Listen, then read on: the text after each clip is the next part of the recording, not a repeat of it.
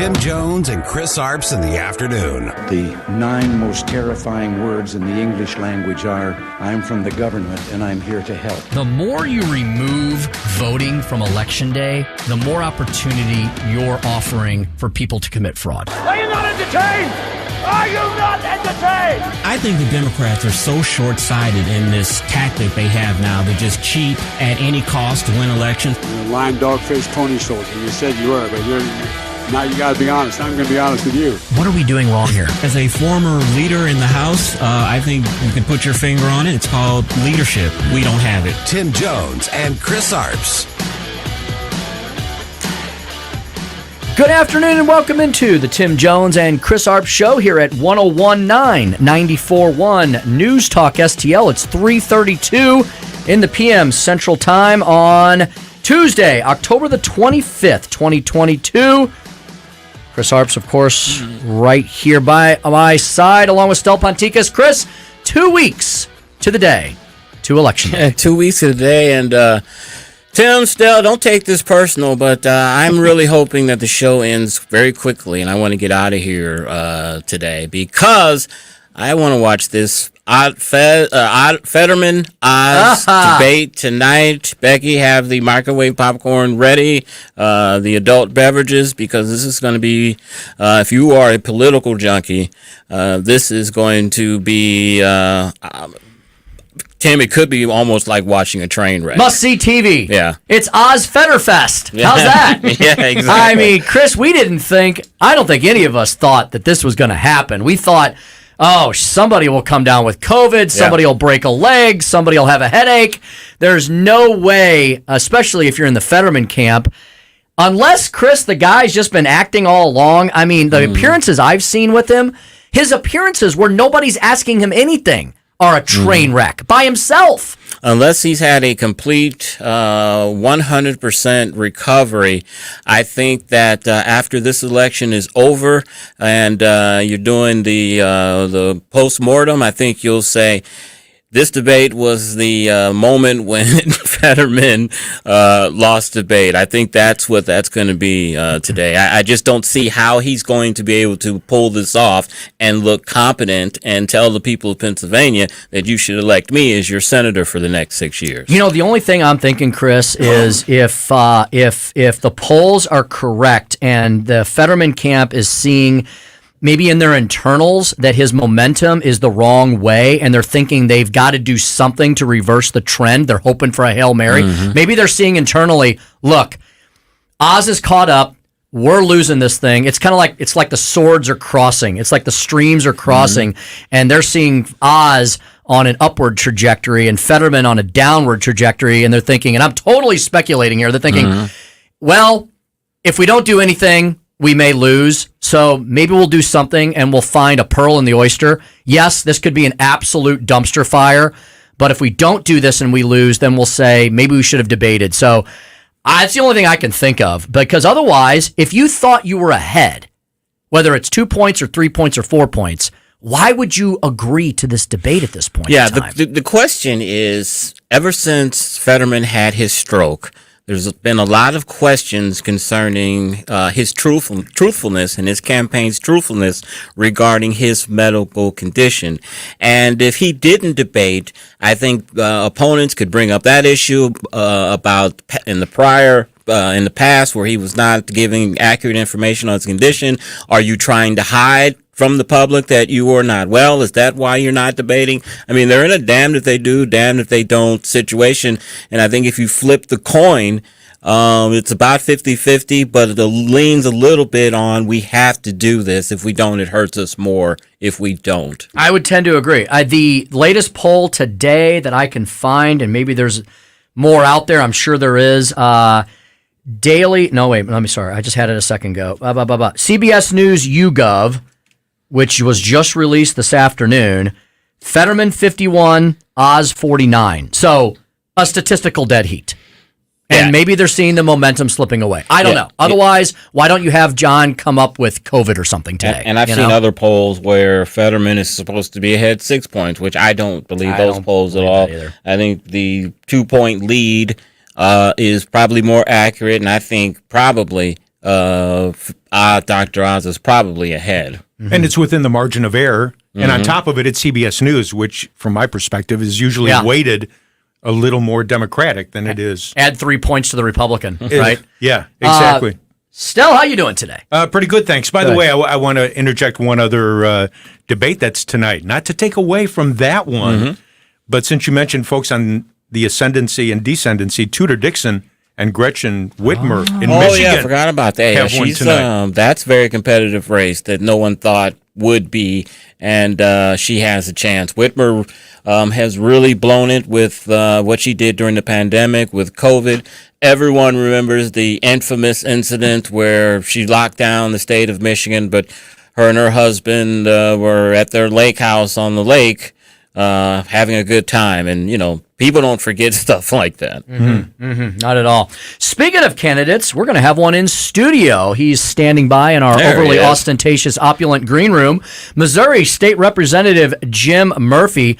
I think he's eating all of your chocolates out there, Chris. Look at that handsome young man out there. He'll sure hear is. us in a minute there. Sure is. His son's not here. No. Save us some Three Musketeers. Missouri State Representative Jim Murphy, who is vying to be Speaker pro tem in the Missouri House next session. He'll be joining us. Jim's been working not only in the St. Louis region on his own campaign and that of many of his colleagues, but he is aware of races all across the state of Missouri. So we'll ask him, what's the Missouri General Assembly going to look like next year, and what legislative items are they going to pursue? We'll have David Stokes, the Director of Municipal Policy at the Show Me Institute, in studio with us this afternoon at 4:25. Chris's Corner at 4:42. The Speaker's Stump Speech at the top of the 5 o'clock hour at 5:07. And Wayne Kaufman of the Kaufman Fund. That is a local charitable operation that does a ton of work for our St. Louis veterans community. So we'll talk to Wayne Kaufman about the needs of veterans in today's world, especially in modern warfare times. All of that and more is straight ahead today. We'll get you up to speed on all the news of the day, any developments we may have on any of our local stories, especially that shooting here in the city of St. Louis yesterday. Chris and I will, of course, have tons of information on the latest polling from around the nation. And Stel Ponticus on everything Chicago when we come back here on the Tim Jones and Chris Arps Show. 1019 94.1 News Talk STL. Missouri State Representative Jim Murphy is next. And maybe a little bit on Greek food. That too. All right. That too.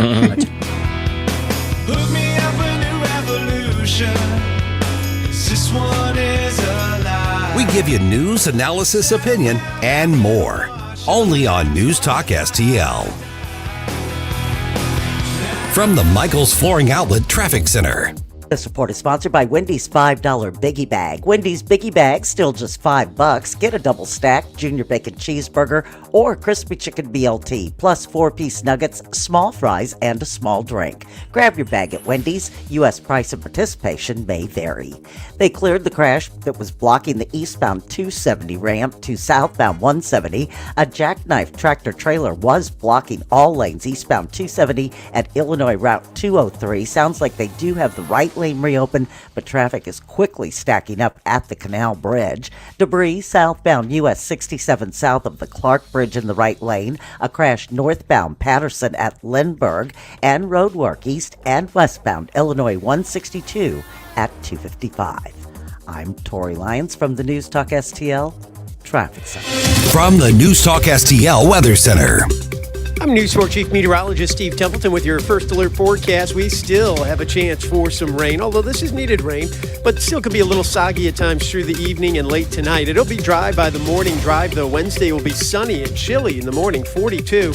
A cool October day with a high of 61, sunshine, a little breeze. Thursday, partly cloudy and dry with a high of 61. That's the latest first alert forecast. I'm News 4 Chief Meteorologist Steve Templeton. So many ways to listen to News Talk STL. Join the conversation. All you have to do is say, Hey Alexa, play News Talk STL. Welcome to News Talk STL, conservative talk radio for St. Louis. Well, speaking of the wet stuff, Jones Air and Water is one of our fantastic sponsors that takes care of all the wet stuff, the water in your home. Jones Air and Water specializes in air and water treatment products and services to enhance easy living in both your home and your business as well. Yeah, Everett takes care of residential and commercial properties. This month, we're focusing at Jones Air and Water on the Hydrotech HTO system.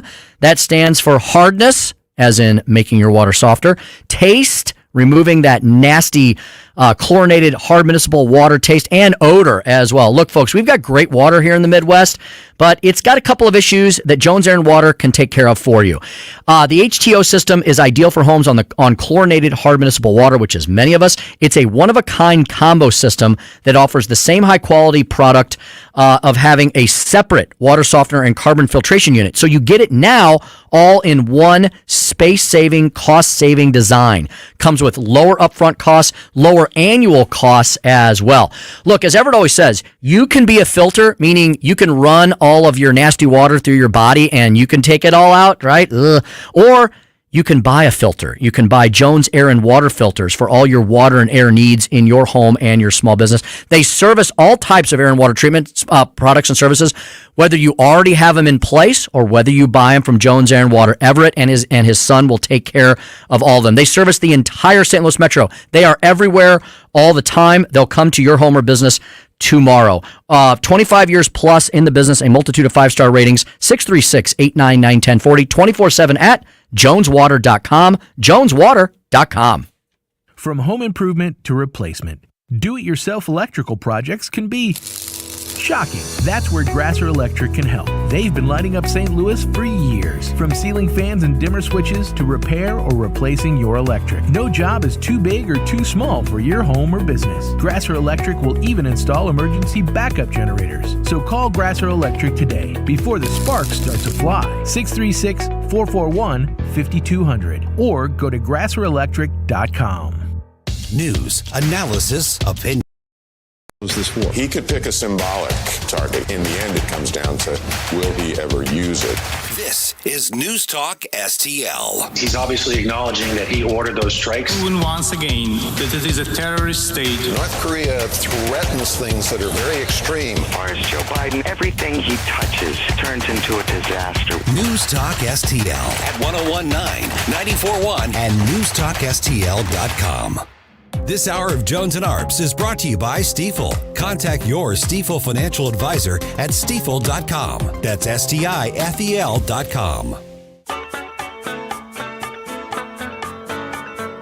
It's the Tim Jones and Chris Arps Show.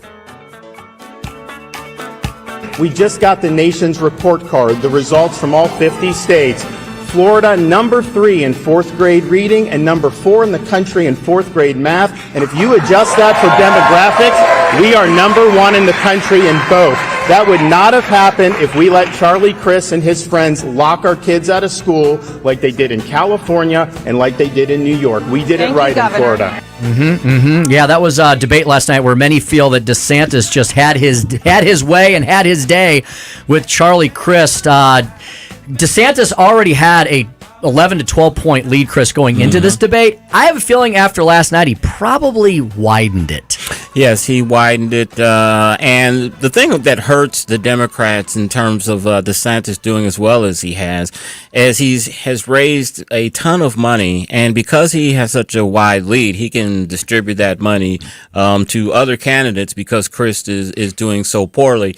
And, you know, Tim, this governor and a lot of these other governors that kept these schools open, they are looking justified with these reports coming out showing these kids are years behind in their education.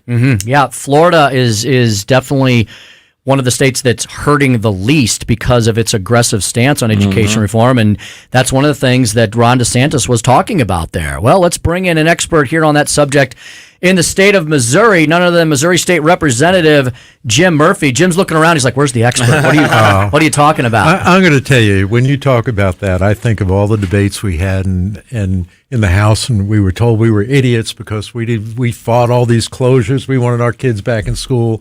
And the Democrats stood up there and said, you hate our children. You want them to die. You want them to do this and you want them to do that.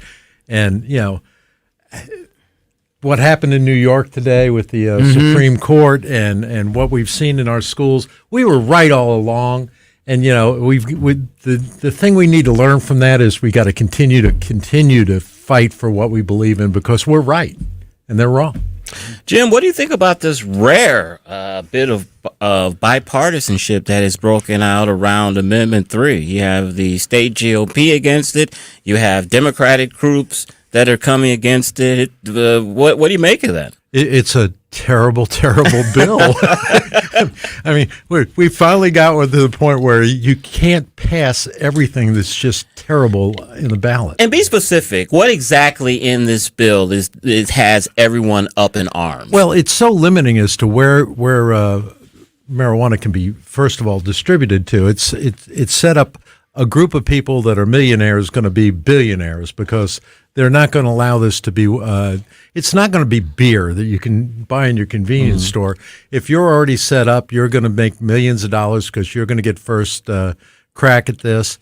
And I'm going to tell you, all of the other stuff that's in there, 39 pages in our Constitution, of most of it garbage. And people have finally got to the point where they read this stuff rather than read the ballot language. And when they do that, they find, oh, this is really bad. I'm not saying that marijuana shouldn't be legalized, but it shouldn't be legalized like this. Tim, can I do a follow-up? You have the next two questions. The Post-Dispatch did a puff piece yesterday basically, saying, oh, the poor marijuana industry, they're not making any profits. The margins are very thin. They need this to be able to survive, Representative Murphy. Yeah. Where's your heart? Them and Sam Kroenke. Just terrible, terrible. Very good. We're speaking to Missouri State Representative Jim Murphy, who's from right here in the St. Louis region, represents portions of South County, right? Yep. The county of St. Louis and the southern Melville, Oakville lands. Jim, you're running for Speaker Pro Tem. Tell our audience a little bit about what that means, and how I know you've been pursuing the election of Speaker Pro Tem, which is a caucus election. The Republican caucus will choose whether to put you to that post or not. You're traveling the state quite a bit. What are you seeing and hearing on your travels? Well, what I'm seeing is encouraging. We've got a incoming class of about 43 really quality candidates around the state, and they have been working hard. We've drilled it into them: work hard every day, win every day, and you will win.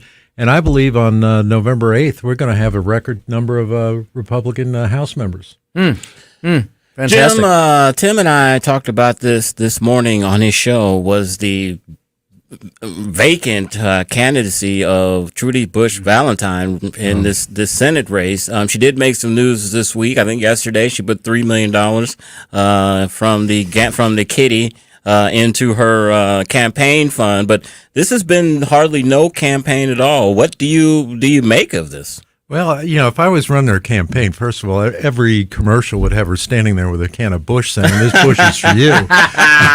Instead, I don't know what she's doing. Just because you're a nurse doesn't qualify you to be a senator. And her message is just old. It's just tired. I understand that abortion's an issue, but it's not the only issue out there. There are more important issues to the people in Missouri, especially crime, inflation, their budgets. People are just suffering every day. And, 99% of them are never going to get an abortion, or probably more than that. So, she's messaging wrong. She's not a great candidate. Eric Schmidt's going to run away with this thing. And frankly, the Democrats aren't fired up for her, which only helps our side of the aisle. Speaking to Missouri State Representative Jim Murphy, running for Speaker Pro Tem in the Missouri House. Representative, it's arguable that the voters of Missouri continue to hand the Republican Party a mandate by reaffirming a supermajority in the General Assembly and now electing a Republican governor 2 times in a row. Eric Greitens was elected. Mike Parson filled the remainder of his term, but then Mike Parson was reelected all on his own. So, it's been Republican as far as the folks who make the laws in this state. With that mandate that I would argue is there, Republicans seem to have squandered a bit of that political capital, right? The last couple of sessions, not the House's fault, I would argue, necessarily. A lot of stuff has died in the Senate. The very little productivity. What would you like to see? First of all, would you like to see some more activity, and in what areas next year? I would like to see activity, but in defense of that, when you look at the argument is that we didn't do a lot. But if you really want to know what we did, it's what we didn't do. If you were to go to the House webpage and look at the bills that were filed last year and see the Democratic wokey bills that were there that we stopped, that's almost more valuable than the things we could have got done ourselves. But we need to get initiative petition reform done. We need to get a lot of different things done this session, and I think we will. We have a new Senate group over there that are wise. We got Nick and Mary Elizabeth Coleman and Curtis Trent. We've got some really quality people coming in, and I think the tone of the session is going to be different. And I think with the new leadership team in the House, and I hope that I'll be part of that, we will push forward our priorities and get a lot more done. Mm-hmm. And to follow up on the marijuana question that Chris asked you, and so our listeners are clear, that was placed on our ballot not by the legislature, but by an initiative petition. You just mentioned initiative petition reform. Would you explain a little bit more for our listeners what you mean by that? It appears that that's the way Democrats don't win elections anymore, but they seem to be winning the issues at the ballot box when they put very cleverly worded ballot questions. Yeah, what needs to be done? Well, we need to make our Constitution sacred. Mm-hmm. When we make changes in the Constitution, it shouldn't be just something that can be done by 50.1% of the people that vote. We need to have a larger number of the actual citizens of the state of Missouri making that decision, because it affects everybody, not those that just showed up that day.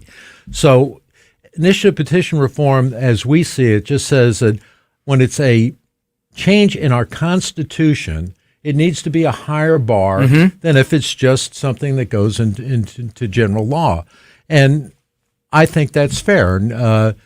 Right now, a group can come in and spend millions of dollars and sit down here in St. Louis County and in Franklin or Kansas City and get enough votes or enough people to sign a petition to change almost anything. And then they put millions of dollars into advertising and they trick us into doing bad things. They call it pink fluffy unicorns and it passes, right? Yeah, absolutely. Yeah.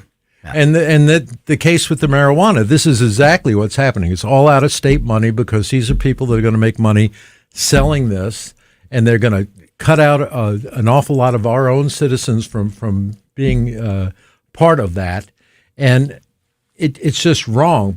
But they will be on TV and they will be saying how wonderful this is, and most of it's just lies.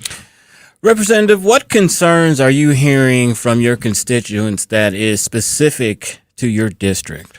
I'm going to tell you what we have right now going on in the county is we have groups of thugs that come out every night and they go through our neighborhoods and they check our doorknobs and they break into our cars. They push the remote controls in the cars and they go into the garages. The rain cam celebrities, right, as I call them. And frankly, it's domestic terrorism. You know, it is just, they're terrorizing our neighborhoods. Every night I have a Ring doorbell myself, so I get notifications from other people that, oh, there's a group going through our neighborhood. I get 4 or 5 of them a night now. And there's never a point in time when you should be scared to park your car in your own driveway. And that's where it's at. And I will tell you, we're fed up with it. I passed a bill out of the House last year to really put some teeth into a law that would stop this. It would get illegally obtained guns off the street. It would empower our police. And the Democrats stood up against it.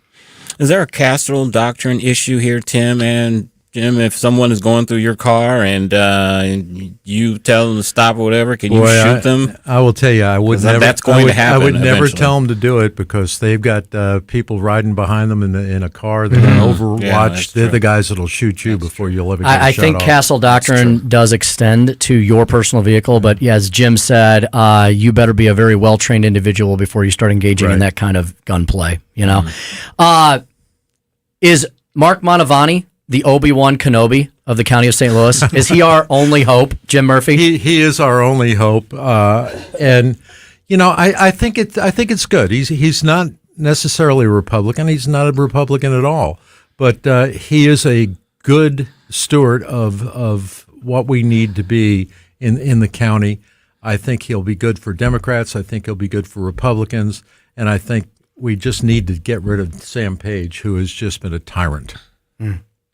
I agree. Any websites, anything you want to promote? You got going out walking Saturday, door to door. I know you got a door to door something going on. Tell us all the Super Saturdays coming up, Jim. I'm not having Super Saturdays for myself because I've been working since February on that, but we are helping other candidates. We've got Ryan Higgins out in West County. We got Bob Mahachek, Brad Chris. We've got a lot of great candidates that are close, but they're going to go over the line, and we're going to make sure they do. Fantastic. Excellent. Missouri State Representative Jim Murphy. Jim, good luck with all the folks you're helping. There are many of our friends as well, and good luck with your Speaker Pro Tem election. We hope to be talking to Speaker Pro Tem Jim Murphy when we visit the Capitol in January. Absolutely. That's right. I got a special place for you. Nice. We love it. Chris and I will hang our coats there. We'll be back right after this here at 101.9 94.1 News Talk STL. The Tim Jones and Chris Arps Show rolls on.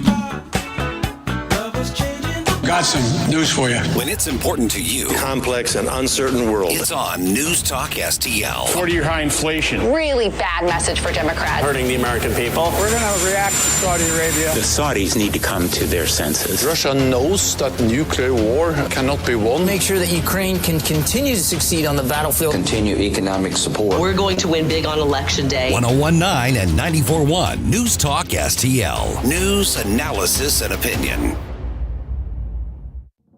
In St. Charles District 105, there's one clear choice for state representative.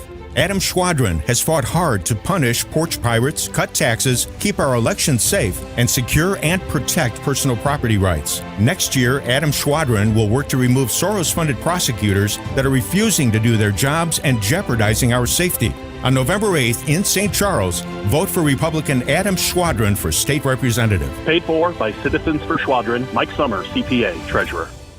If you're on Medicare, listen to this message. Open enrollment for all Medicare participants is now open until December 7th. Hi, this is Mike Butts with MB Health Insurance Agency. And regardless if you are new or renewing your health insurance, the process can be confusing and very time-consuming. MB Health is local here in St. Louis, and we will handle your enrollment quickly, properly, and effectively. Call Mike Butts and his expert team at 314-544-5400. Or visit mbhealth.com.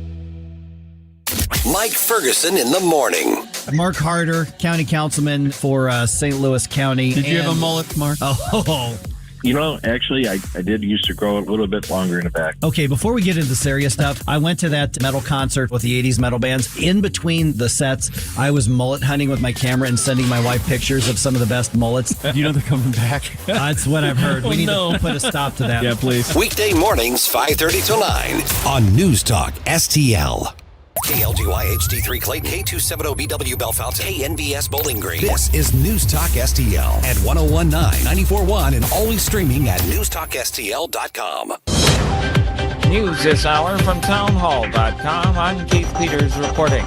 Concerns about inflation lead to a drop in consumer confidence. The Conference Board says the Consumer Confidence Index fell from just under 108 in September to 102.5 this month. Both the Present Situation Index, which measures consumers' assessment of current business and labor market conditions, and the Expectations Index, which measures consumers' 6-month outlook for income, business, and labor conditions, also dropped last month. Len Franco, the Conference Board's Senior Director of Economic Indicators, says inflationary pressures will continue to be a drag on confidence and spending, which could impact retail sales this holiday season. Mike Hempen, Washington. President Biden is offering congratulations to the new British Prime Minister. On Twitter, the president wrote, "Congratulations to Rishi Sunak on becoming Prime Minister of the United Kingdom." Mr. Biden said he looks forward to enhancing our cooperation on issues critical to global security and prosperity, including continuing our strong support for Ukraine. White House correspondent Greg Clugston. Sunak met King Charles III at Buckingham Palace on Tuesday. The monarch officially asked the new leader of the governing Conservative Party to form a government. Sunak clinched the leadership position Monday as his party tries to stabilize the economy and his own plunging popularity. Israeli forces have raided a stronghold of an armed group in the West Bank's second-largest city of Nablus. blowing up a bomb lab and engaging in a firefight. Palestinian health officials say 5 Palestinians were killed and 20 were wounded. No Israeli injuries or deaths were reported. On Wall Street, the Dow up by 337 points. The Nasdaq rose 246. The S&P advanced 61. More at townhall.com. Relief Factor, pain relief that's natural, pain relief that works, and pain relief that attacks the source of the pain. That's the experience of tens of thousands of Americans who are taking Relief Factor right now. See their incredible video endorsements at relieffactor.com and then order your 3-week quick starter pack for just $19.95. That's less than $1 a day. Find out if it can work for you like it works for me by ordering your 3-week quick starter pack today. relieffactor.com, relieffactor.com. Be the next success story. How long does it take to tackle a home project? With Angie, you could cross it off your list before this ad is over. Just tell us what you need, indoor or outdoor, repair or redesign, and we handle the rest, sending a top pro to get it done. Except to tap the screen or click the mouse.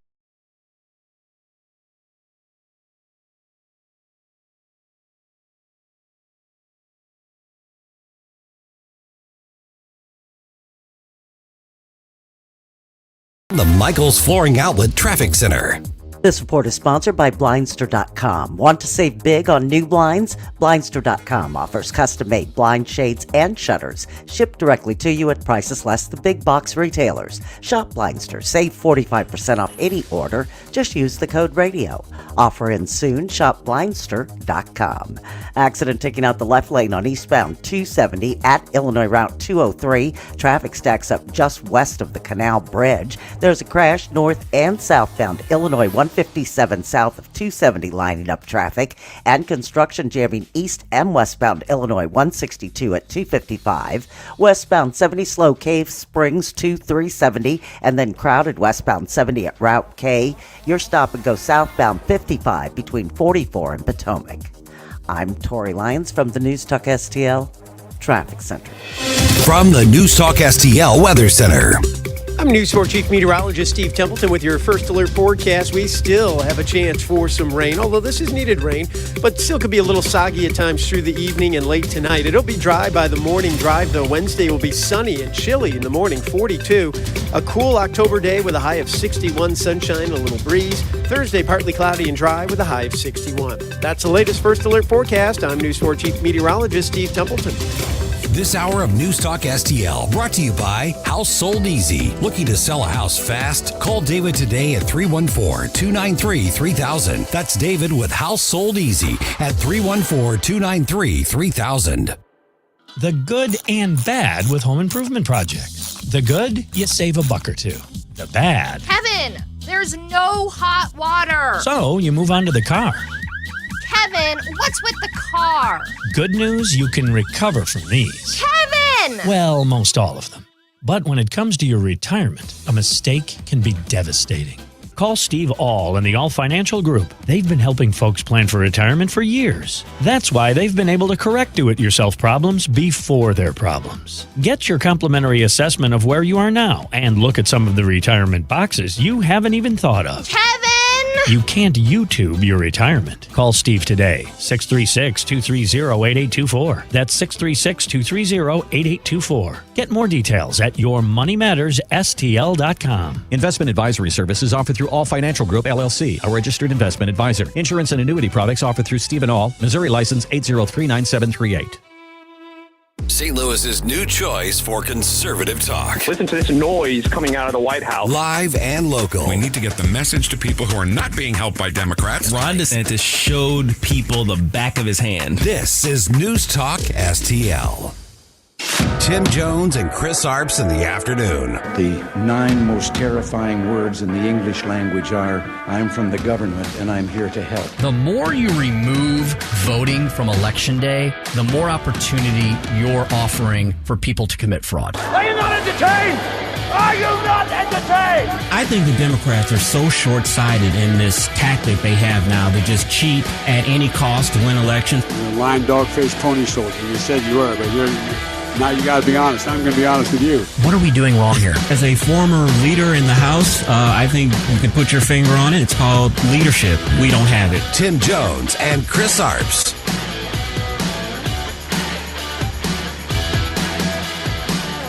Nick Colinello says, my fiance and I are hoping to have kids in the future. What goals do you have for Pennsylvania's Department of Education in 4 or 5 years?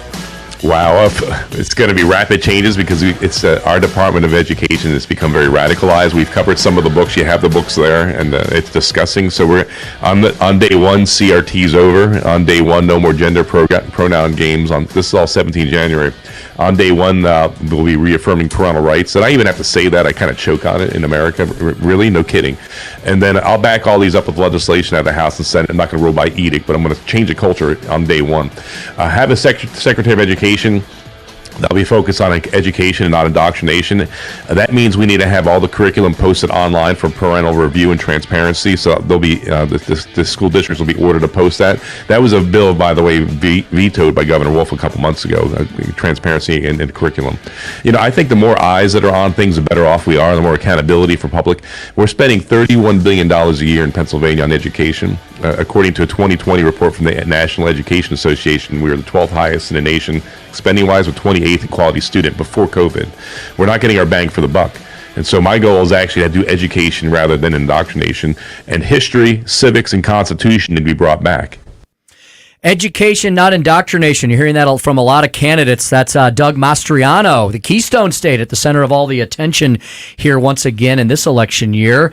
Welcome back to the Tim Jones and Chris Arps Show, 1019 94.1 News Talk STL. Chris, just a few days ago, the gubernatorial candidates debated, and tonight we've got the U.S. Senate campaign debate between Dr. Mehmet Oz and John Fetterman. Boy, I'll tell you, things could not get weirder. Exactly. And, going back to Mastriano for a second, everything that he is advocating for and saying that he's going to establish once he elected, there's a mandate for it. And just look what happened the other day, that video that came out in Dearborn, Michigan, which is a predominantly where it has a very high population of Arab Muslim Americans, and they were enraged at the local school board on what their children were being taught, this transgender or transsexual agenda.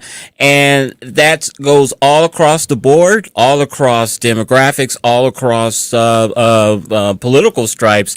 The Democrats have really awakened a mother bear and father bear in a lot of cases with this crap, lack of better words, that they're teaching our children. There are plenty of Muslim Americans that are not crazy like Rashida Tlaib and the rest of the gang, who are actually good, God-fearing people who are traditionalists, Chris. They're small C conservatives. It's going to be interesting to see if the Democratic Party will embrace those people as much as they embraced Rashida Tlaib and the rest of the squad when they start speaking up against things like CRT and all this transgenderism and this sexual experimentation. I've seen many Muslim families show up at school board meetings, like besides Dearborn, Michigan, which is the one that's gotten a lot of exposure in the last couple of weeks, but in other cities too. And it's like, how dare the school administrators and the school board teach this deviant curriculum without getting the parents' consent and feeling like we own your kids, we teach them what we want to teach them, how dare you question us. That mentality there just amazes me. It's truly amazing indeed. Hey, it's quite the change today in the weather. Chris, how are you faring today? I was thinking about you driving down, thinking you must have your overcoat on today. You know what I was thinking when I was coming in? I was like, there's a little nip in the air, but if I had a scarf on my head and maybe some gloves, I'm like, I could watch a football game in this weather. That's not horrible. That's how I put it. I was like, yeah, I could be outside at a stadium watching a game in this weather. That'd be okay. I've got good news for you. After this rain pushes out of here, it's going to be in the mid to upper 60s and that's sunny the rest of the week. That's what I heard. A little nip in the air, but as long as there's sunshine, and I still have not broken out the SAD mirror yet.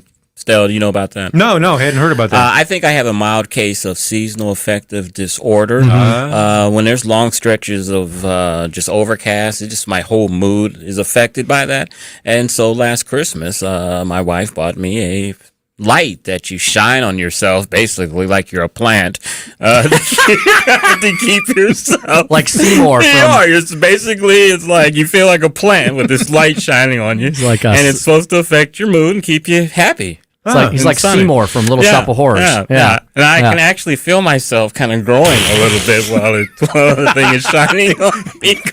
Now, 3 inches you've grown. Exactly. Holy Toledo. Like, Chris oh, is wow. 7 feet tall. Wish I would have discovered this thing back in high school. On the basketball team. Now, is that technically a vitamin D lamp, or what does it do? Do you know? I think that's what it is. Okay. The light mimics similar to the light that you get from the sun, and you get kind of that vitamin D, and it is bright. You know, the one thing that I was saying last year when I was telling Katie about this when she was here is that, yeah, you can feel the light on your face and everything, but what would really make it feel like summer and spring if it was like heat, if you felt some heat and you just feel the light. But I miss, if I had that heat on my face, man, I'd be in some Bermuda shorts or something thinking I'm at the beach. I got something else for you to get for Christmas this year. What's that? I was in Costco today, one of the big boxes. Ours just opened up down in your city. Very Today nice. was your grand opening. So, you know what happens is you go to these stores like that, and whatever your flavor might be, and you go to get paper towels, right? Because you can buy a 30-pack of paper towels that'll last you for the next millennium, right? And then the problem is they do this on purpose. The paper towels are like a staple. Everybody needs paper towels, right? They put them at the very back of the store. So I have to walk past all the fun stuff. Smart. They've got the new winter clothes in. They got the gadgets, Chris. They've got these giant lawn ornaments for Christmas. That's the new thing this year. It's like a big giant ornament ball that lights up at night, and you put that on your lawn. So that's the new fad. You walk past the liquor aisle, the food, the snacks. So, I go to get paper towels. I end up with a cart full of crap. But I did buy Jeff Allen's pretzels, the little, and I put those over there. And Chris, I thought of you. I brought in a big bag of Ghirardelli chocolates. Was that you brought that in? I have been eating those. I felt it was my turn to fill up the candy bowl. Thank you. So anyway, long story short, I found something else for you, and maybe for me too. They had this fan thing, this big giant fan with this big stainless steel cover on it, blowing heat. It's a giant heater fan. It's about 1.5 feet wide, and I'm walking through the store, and you know what they do? These people, I'll tell you, it was right near the frozen food. So you're walking back there, and it's getting colder and colder and colder, and I'm getting chillier. And then all of a sudden, I turn a corner, I walk, and I'm like, where's that blast of hot air? I turn, there's the heater fan. I go, heater fan. Ooh, look at that. I have been in a Costco once in my life. That was about 3 years ago. But as I said, the new U City Costco at Olive and 170, the grand opening is today, and I've been watching that being built for the last year, where they cleared all the houses out and widened the road. So that's where I guess we'll be going from now. What I'm really concerned about, Tim, is right down the road, maybe a couple of miles closer to the city on Olive, is a Schnucks. With in a Schnucks shopping center, and I'm just wondering how are they going to fare with Costco 3 miles up the road, and there's another Schnucks over on Page that's maybe another couple of miles. So it'll be interesting to see how they'll compete.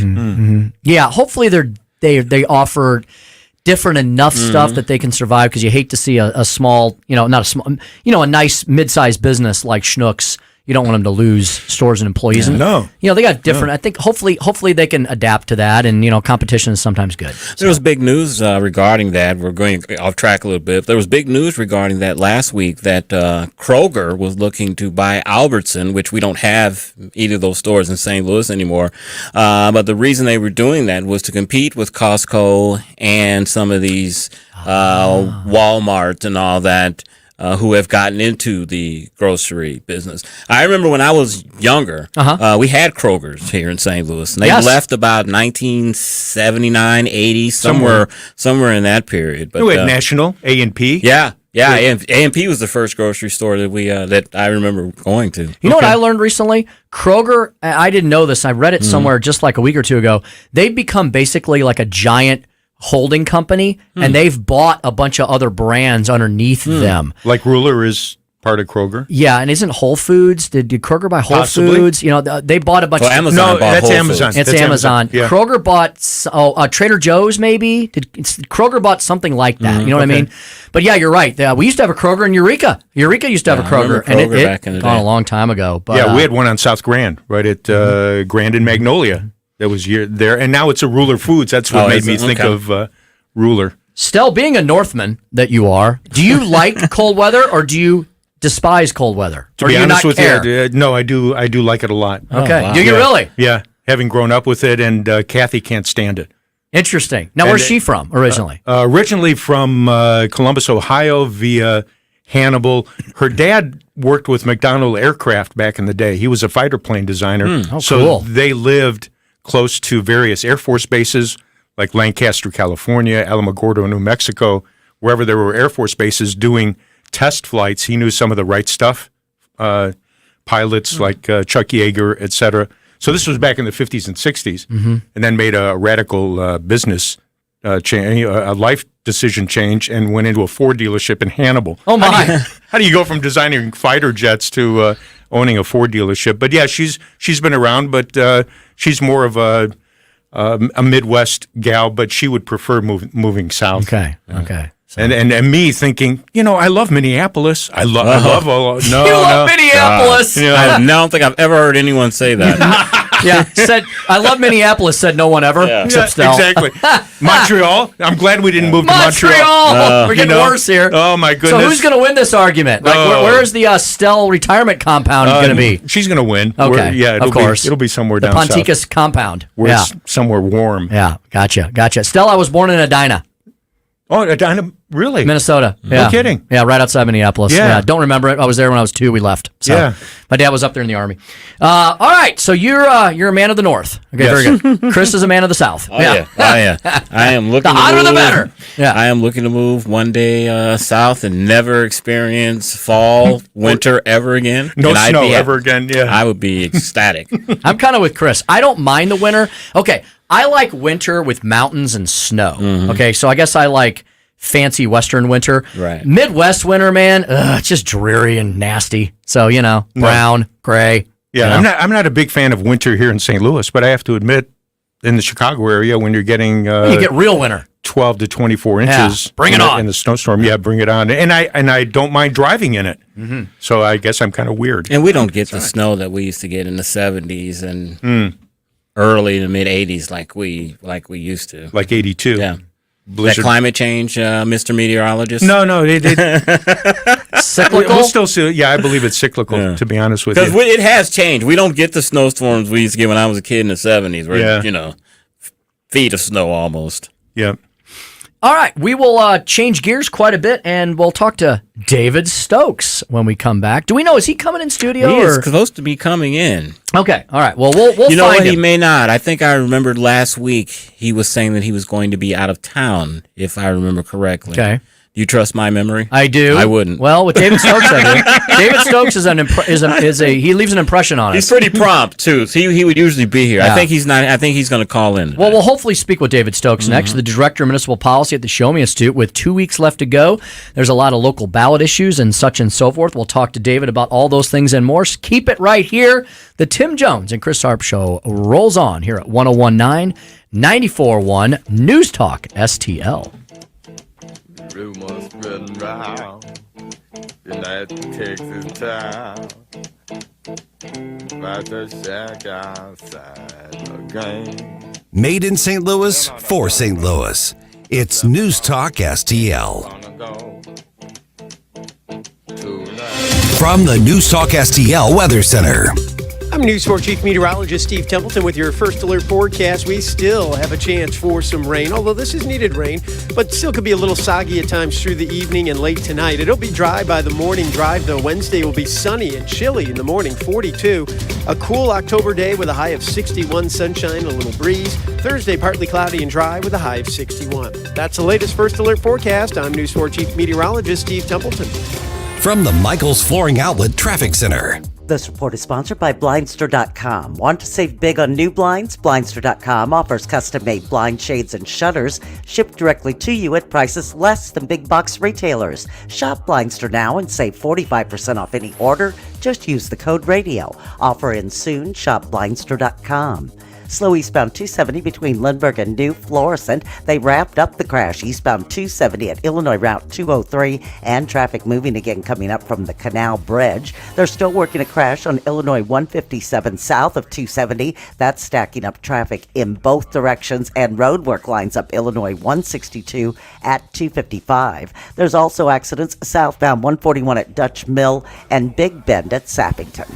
I'm Tori Lyons from the News Talk STL Traffic Center. Colombo here for Agers Heating and Air Conditioning. We trust Agers with our home because their number one priority is doing right by the customer. Temperatures are changing outside, and as we transition from warmer temps to cooler ones, if you have any issues keeping your family comfortable, don't wait. Call the great team at Agers so they can address the issue before it gets worse.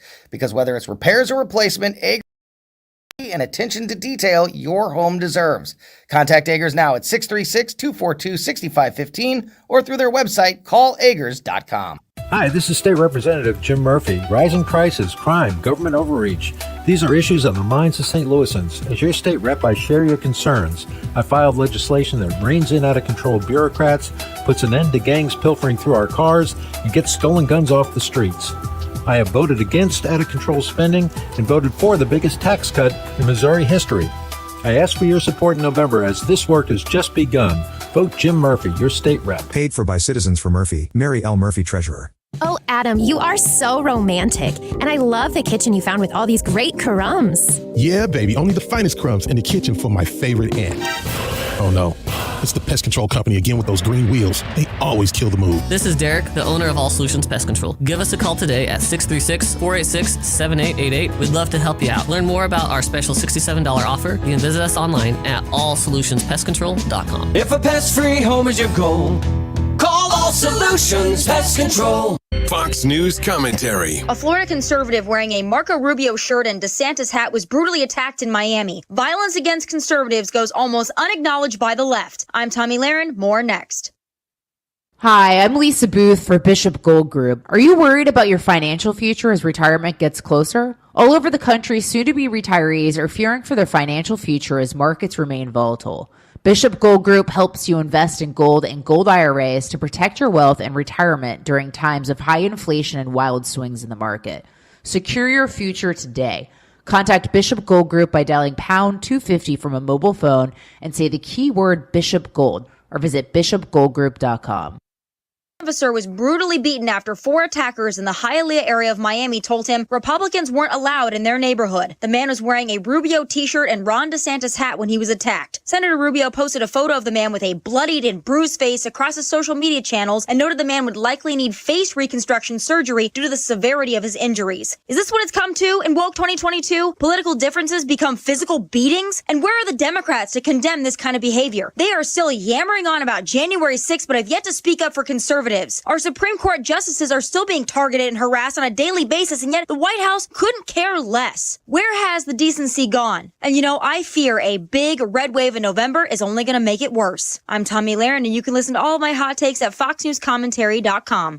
Conservative talk for St. Louis. It's your patriotic right and duty. The government needs to step up and do its job. This is News Talk STL. It's well-balanced conversation. News, analysis, opinion. This hour of Jones and Arps is brought to you by Stifel. Contact your Stifel financial advisor at stifel.com. That's STIFEL.com.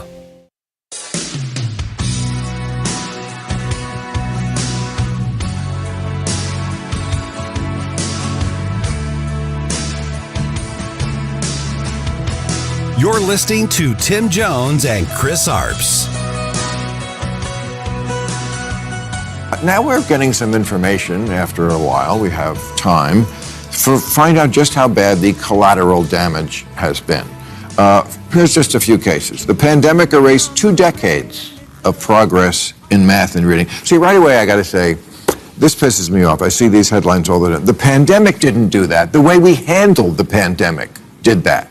The pandemic certainly was a thing. But let's not just say the pandemic, because it was not written in stone that we had to handle it the way we did. ACT scores are the lowest in 30 years. Anxiety and depression way up. The body mass index doubled for kids 2 to 19. Drug overdose deaths. Murders way up. Inflation at a 40-year high. Domestic violence increased. And my favorite, car crashes. They couldn't figure this out. Like way up. And finally, I love this. This is the expert said. You know what it is? People just went f***ing mental. Well, there's Bill Maher with a little dose of interesting liberal sanity. Welcome back to the program. Welcome back to the Tim Jones and Chris Arps Show. 1019-94.1 News Talk STL. You know, Chris, he makes an excellent point that I think a lot of people are figuring out. It's COVID. COVID didn't crush our children's test scores. It wasn't like the virus affected their brains or anything. Mm-hmm. It was the way our alleged leaders in our school districts handled so many of those things. Yeah, and let's really think back on how the whole shutdown of schools and why it occurred. It wasn't so much that we wanted to protect the children from getting COVID, because we knew that they didn't really get the disease and they had a low mortality rate. Remember, this was to protect the teachers and the adults, because they were worried that the children would infect them. So that is the reason why a lot of the teachers' unions wanted ventilation systems and all of this before they would go back to work, because they were afraid of these children infecting them. So that's one part of this, I think, that has escaped us. Mm-hmm. All right, let's bring in our next guest, see what he thinks about several of these things. And more. He's very popular. They think he's a righteous dude. David Stokes over at the Show Me Institute. In high school, you talk about spike. I had a very short spiked. It was I knew there's some spike somewhere in there doing some spike stuff. It wasn't very punky. It was more Leave It to Beaver-ish, maybe. Gotta give the people something good to read on a Sunday. As he does on Tuesday afternoons, David Stokes of the Show Me Institute joining us now here in studio, Director of Municipal Policy at David C. Stokes on Twitter, showmeinstitute.org. How you doing, David? Hello, Tim. David. Hello, Chris. Good to see you, gentlemen. Still no spike haircut pics from high school. Waiting. I need to bring those. Okay, I shall. still waiting. I have them. Okay. They're not a state secret or anything. They're in there. He's got them. He's got them. It's been 7 or 8 months. Dave, I know we're going to dive into a bunch of local and regional issues, but your colleague, Dr. Susan Pendergrass, who you mentioned before we came on here, she's going to be quite busy, I will bet you, in the upcoming legislative session, saying, I told you so, and trying to push some significant policy reforms. Now that we see people like, Florida's Ron DeSantis, Texas's Greg Abbott, they've had a lot of success with educational choice throughout the pandemic and beyond.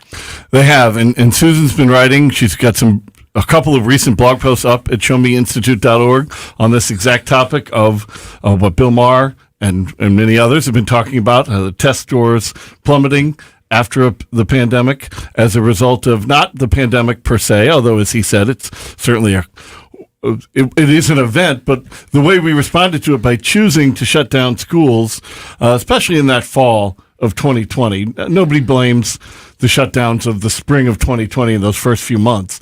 But when we chose in many places, not everywhere, of course, and that's why you have comparisons here, but chose to keep them closed for so much of the fall of 2020 and in some places into 2021. I mean, the harm that did children around the country and in Missouri is just astronomical, and something that's going to take us a long time to really, I think, we've identified the test score drop, but to work our way as a society out of that could take a long time. I always think of just how lucky my family was that our kids were back in school in fall of 2020 with some precautions. But the fact that they were back in school on schedule, and we're just incredibly lucky, and it's just so unfortunate that so many kids weren't. Mm-hmm. Dave, you are the Director Emeritus of Municipal Policy at the Show Me Institute. And municipal policy also, I think, encompasses public safety. And I think yesterday's shooting a little bit encompasses into that ballywick a little bit. And I just want to read just the note that was left by this young man who did this horrific shooting. He said, quote, I don't have any friends. I don't have any family. I've never had a girlfriend. I've never had a social life. I've been an isolated loner my entire life.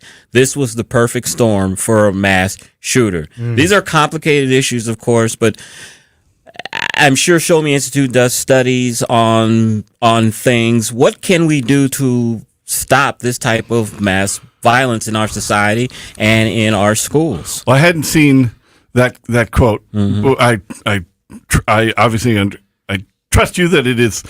I just hadn't read it myself, but that is something that I'm very. The issue of loneliness in modern society is something that I've written a little bit about and would like to write more about, because I believe it's a very real, ongoing tragedy for people. I think it affects men a little bit more, young men and older men, but it affects everybody as we become such an online-based society. That we're losing. This is the least political thing I'll probably ever say on this show. This doesn't have a thing to do with partisan politics or politics at all. But we're losing the connections we have with each other. And I fear that remote work is just going to take that a little step further, as so many people, they're not even going into the office to connect with people. And here's the examples I'll give. I speak to a lot of groups. Rotary clubs, very Kiwanis clubs. And these are the groups that back in the, not that long ago, in our lifetime, the 70s or 80s, you'd go to a Rotary club and you'd have 100 members there. If you went to the downtown Rotary club of the MAC back in the 80s, you would have had a couple hundred members attending. And now you go to groups like this, and there's, 10 people, 15 people. I'm usually the youngest person at the room, and I'm not that young.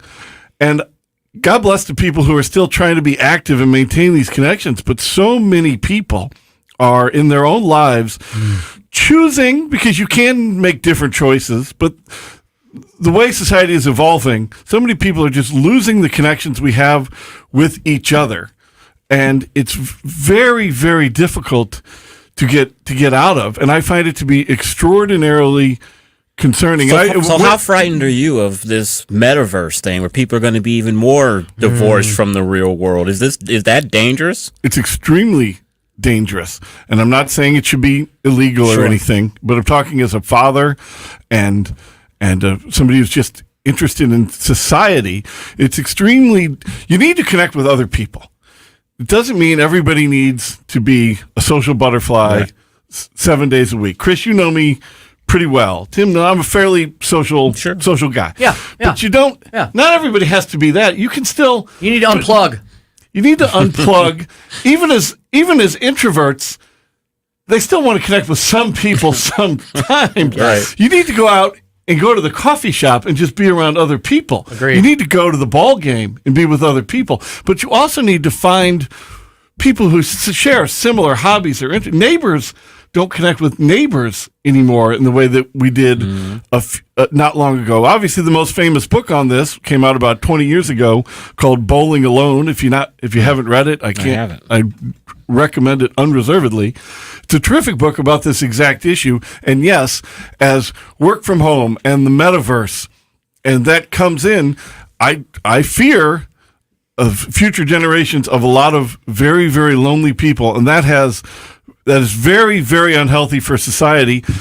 Both tragedies like the awful one here yesterday, but I'm certainly not saying that most people would go to that awful extent, but just for our society, it's very, very bad. If you're not depending on your neighbors to help take care of you when times are tough, and you're falling out of religion, as so many Americans are, the last thing you're going to count on is government. Yeah. And I don't think and I know that that's a reason so many people are dependent on government, because they don't have their neighbors or their church or their community to help them. So what do they have left? Big government. Sure. And that doesn't work. Yeah, these a lot of these individuals, young males of all different kinds of races and ethnicities, but young males, they seem to lack empathy. And I think everything you said is true. It's a very introspective, philosophical discussion we're having. And people may be surprised by this, but I've taken all the Myers-Briggs assessments, and my wife she's a counselor and has a psychology background, so she agrees with this. I actually test as an introvert. I can turn it on for hours at a time and give speeches and do radio shows and all that, but I like my alone time. But even me being an introvert, I like being with, I have to have a societal contact. Maybe this is how I do it, right? With good small groups of friends where we can have discussions like this. But people, I can't just, even as introverts, so I can talk as an introvert.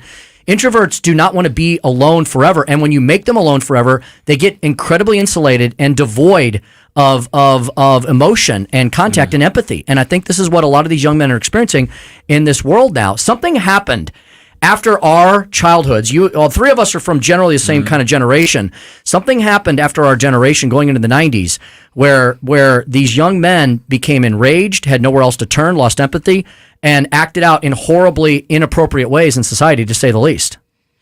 And does that coincide with the rise of video games? I think it's part of it. I don't want to.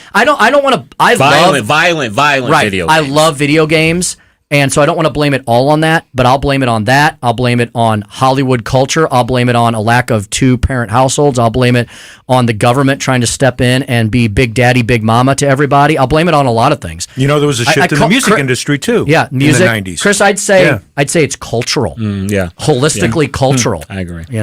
So. It might be a trickier subject to talk about on the radio, but I don't think you can talk, and I don't mean young children. We're talking adults here. Talking adults who have never dated. I'm talking about men in their 20s who don't date, who don't go out. And if you talk about this without talking about the ubiquitousness of pornography in our society, I don't think you can have the conversation, because it's the video. It's Lord, how many young men are out there spending just an inordinate amount of time video games, online gambling, and online porn? It's like they're able to satisfy their needs, and I'm using needs in air quotes, without ever leaving their apartment, and it's extraordinarily dangerous for society. Yeah, spending most of your waking existence online doing whatever cannot be good for the human brain. It's not at all. Go fishing. Go for a hike. I mean, Lord, look, if you're listening here and you think this is something about you, find a hobby, find a group that you connect with. You've got to force yourself out, man, women, adult, senior citizen, child, and reach out and connect with other people, because that's how you have a healthy, authentic self, in my opinion. Dave, would you like a policy question now? I would love a policy, but let's ask him about tips and stuff. Yeah. Well, here's what I want to ask about. The St. Louis County, St. Louis City jails have been in the news quite often lately. It's just one thing after another. The guy that had some made-for-himself job pleaded guilty last week, Tony Weaver. And then today, Dave, in the paper, we hear that a St. Louis County jail is charged with helping his teenage son's jailbreak. I mean, where's the accountability at the St. Louis County Jail? I remember when we worked there, they used to have the Ways and Means Committee, or whatever they called it, where these people were held accountable. That doesn't seem to be there anymore. It's just so insane. I hope if the person is guilty for helping his son with a jailbreak, first of all, it should probably be like, we should put the kid in a different jail than the one his dad works at. You would think the guy has enough integrity. The people that you're hiring have enough integrity. They're not going to break out their son out of jail. And also, what happened to, I'll be the obvious suspect if my son suddenly gets out of jail because somebody forgot to lock his door. Maybe it's the dad. There has to be, the jail has been an issue for years in both of our communities. The jail in St. Louis County is fairly new by jail standard. It was just built in the early 2000s. It was approved in the late 90s, built in the early 2000s. It's, I presume, fairly up to date technologically and mechanically. So things shouldn't be breaking there, unlike the downtown jail, which, not an excuse that you have locks don't work, but at least it's an old jail. So, I mean, there's just got to be, I wish there was a short, easy answer to this. I mean, there's not a lot you can do with a jail employee who decides to break their own kid out of jail. But I hope if guilty, I hope the book is thrown at them and an example made of them. And there are continuing efforts to improve the county jail, but they've been failing now for a couple of years. Wouldn't that be ironic if they end up in a cell next to each other or roommates at the county jail? Wouldn't that be ironic? I've never been to jail, but I don't think you want to be a former jail employee now serving time with the people. But wouldn't you get some credibility though by trying to break out your son? Yeah, so you'd get a little jail cred. I guess so. Yeah. Again, not an expert on this issue. David, can you? This has been the most interesting segment ever with David Stokes. David, before we let you go, can you tell us in a couple minutes what the heck's going on with the Chesterfield TIF? Absolutely. So there's the Chesterfield has an enormous tax increment financing proposal. We talk about TIF a lot at showmeinstitute.org. We've talked about it on this show numerous times in this station. Tax increment financing is a form of tax subsidy where they take the future tax revenues generated by a project, and instead of those future tax revenues going to various tax districts, they send it to the developer or the city. They're usually approved by cities for how they want to do it. So in Chesterfield, they have just a massive proposal for the Chesterfield Mall area, just south of Highway 40 there. And it's a $1 billion plus overall development, and a lot of new residential units, a lot of new offices, and a lot of retail, everything. And I wish the project nothing but success, but they're asking for $300 million in tax subsidies for this proposal. Now, they would say, if Chesterfield was here, and after the segment they may call and demand response time, they would say, and there's truth to it, that it's not just a typical retail, we're subsidizing one retail store over another, that most of this is going for public infrastructure. As if you say the word infrastructure, that automatically makes it worthwhile. It doesn't, but that would be their point, and there's truth to that. But they don't have a property tax in Chesterfield, so they want to fund this entire development, these subsidies, with property taxes. That's tough to do if you don't have a property tax, so they're going to take this $300 million primarily from school districts, St. Louis County, the Zoo Museum District, the Special School District, and more. And this is a deeply, deeply flawed system, and there are 3,000 residential units planned for this development. Should the TIP be approved, should the development go forward, no guarantees either of those things will happen. But 3,000 units in the future, and if you want to ask primarily Parkway School District, some of it's in Rockwood, how you're going to fund the education for the children that come with 3,000 new residential units when those tax dollars from those units are not going to the school district, there's quite the conundrum right there. And I got news for you. The answers are either dramatic cuts in Parkway School District or large tax increases in Parkway School District, and to an extent Rockwood as well. But most of it's in Parkway. And this is just very, very poor public policy. It's like Chesterfield thinks if they wave the infrastructure wand, everybody will be like, oh, not retail TIF bad, and retail TIF is bad, but infrastructure. Well, the infrastructure is a lot of parking lots. It's a lot of new utilities. It's new roads as well. Some of this is certainly needed and justified, some of which probably isn't, and they're going to do it because they can just take the property taxes that the Constitution, the statutes, and local voters determine we're going to go to other entities, and Chesterfield's just going to take it. And just because it's legal under TIF doesn't make it right. And the public hearing on this is 7 o'clock on Tuesday, November 1st at Chesterfield City Hall. The TIF Commission consists primarily of county TIF Commission appointees, thankfully. They rejected the TIF in Maryland Heights, which would have been a terrible use of tax dollars right about 2 years ago. And hopefully they'll give this a jaundiced look as well and not just take Chesterfield's word on all these benefits. Again, Tuesday, November 1st, 7 p.m., Chesterfield City Hall. And we're putting up a lot of stuff on the Chesterfield TIF at showmeinstitute.org in the very near future. Fantastic. We'll put you down as a no. And we'll have you keep us updated on that as well. David, thanks for the extra time today. It was a fascinating discussion. David, you brought your A game today. Yeah, you did. You did. I don't recall ever not bringing an A game. I'll tell you what. A+ game. I'll agree with that. The A+ game. ShowMeInstitute.org at David C. Stokes on Twitter. We've got the corner up next, Chris. You want to give a little tease as to that? Yeah, the corner is there may be a silver lining to this rash of job losses that we're seeing, and I will explain when we come back on Chris's Corner. Continue the economics discussion next in the corner here on the Tim Jones and Chris Arps Show, 101.9 94.1 News Talk STL. I'll even give David a gold star.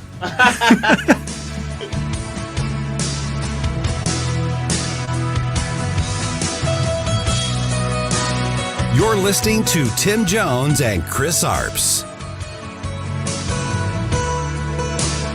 From the Michaels Flooring Outlet Traffic Center. This report is sponsored by Blindster.com. Do you need new blinds or shades? Blindster.com offers custom-made blind shades and shutters shipped directly to you at prices less than big box retailers. Blindster blinds. They're easy to install and guaranteed to fit. Don't overpay for new blinds. Shop and save big at Blindster.com.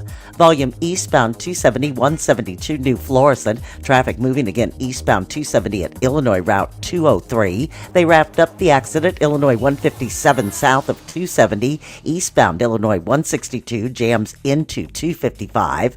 Bumper to bumper westbound crossing the McKinley Bridge. Southbound 55 stacks up between 44 and Bates. There's accidents southbound Highway 79 at I-70, southbound 141 at Dutch Mill, and eastbound Big Bend at Sappington. I'm Tori Lyons from the News Talk STL Traffic Center. From the News Talk STL Weather Center. I'm News 4 Chief Meteorologist Steve Templeton with your first alert forecast. We still have a chance for some rain, although this is needed rain, but still could be a little soggy at times through the evening and late tonight. It'll be dry by the morning drive, though. Wednesday will be sunny and chilly in the morning, 42. A cool October day with a high of 61, sunshine, a little breeze. Thursday, partly cloudy and dry with a high of 61. That's the latest first alert forecast. I'm News 4 Chief Meteorologist Steve Templeton. So many ways to listen to News Talk STL. Come join the conversation. Enable our Alexa skill. Hey, Alexa, play News Talk STL. Welcome to News Talk STL, conservative talk radio for St. Louis. Always streaming at newstalkstl.com or on your radio at 1019, 94.1, and 99.1 HD3. News Talk STL. News, analysis, and opinion. Welcome home. I think you're all looking out the yard going, oh my goodness, these seasons are changing pretty quickly. I better get Hanson's Tree Service out to the homestead. You would be correct. Hanson's Tree Service, they are busy little bees, but they're happy to fit you into their schedule. This is the perfect time to do all of that fall pruning and trimming of the trees in your home or at your business location before winter storms can bring down branches and cost you a lot more on the back end. Look, folks, it's a small investment to make sure that all those trees are pruned away from your gutters, away from your roofs, away from your parking lots, versus a lot more expense on the back end if those things come crashing down with with winter ice and snow and the wind. It's been really windy the last few weeks as well. So get Hanson's out to your home or business to take care of that. Also, get on their schedule for winter dormant oil applications on all of your trees. Prevent some of your most expensive, most beautiful assets to prevent insects from taking shelter in the winter months. Where do you think the insects go? Yeah, they burrow into the trees and bushes. Also, get on preventative plant health care maintenance programs to protect all of your other shrubberies and things so they're ready to go for the springtime. Hanson's available to you 24/7 at hansonstree.com. You can also give them a call during business hours, 636-379-1830, 636-379-1830, hansonstree.com, hansonstree.com. I'm Ryan Higgins, and I approve this message. Our state needs fresh faces in government. That's why I'm running for state representative, to support and fully fund law enforcement and to give parents a bigger voice in their son and daughter's education. Also, as the son of a small business owner, I will make protecting small business a priority. Finally, and certainly not lastly, I will fight for our middle class that has been hit so hard the past 2 years. I know our future is bright, but the time is now to elect common sense candidates. I'm Ryan Higgins, and I'm running for the state representative from Missouri's 98th House District. Paid for by Higgins from Missouri. Megan Higgins, Treasurer. Columbo and Katie. Their job at this incredibly upscale fancy restaurant in London is to go around to the tables and hand feed grapes to the customers. I don't even want to be disturbed by a waiter that's filling up my glass every 5 seconds or asking me how I'm doing every 5 seconds. Mm-hmm. I couldn't imagine someone coming over to me and being like, and a grape for you, my dear. Tony Columbo, Katie Fitzpatrick. Weekdays at 2 on News Talk STL. The Vic Porcelli Show. We all watched that incident in China where the former president was walked out. We'll see what Kenny Xu, the author of An Inconvenient Minority, has to say about that. Wednesday at 10:05. Weekday mornings at 9 on News Talk STL. This hour of Jones and Arps is brought to you by Stifel. Contact your Stifel financial advisor at stifel.com. That's STIFEL.com.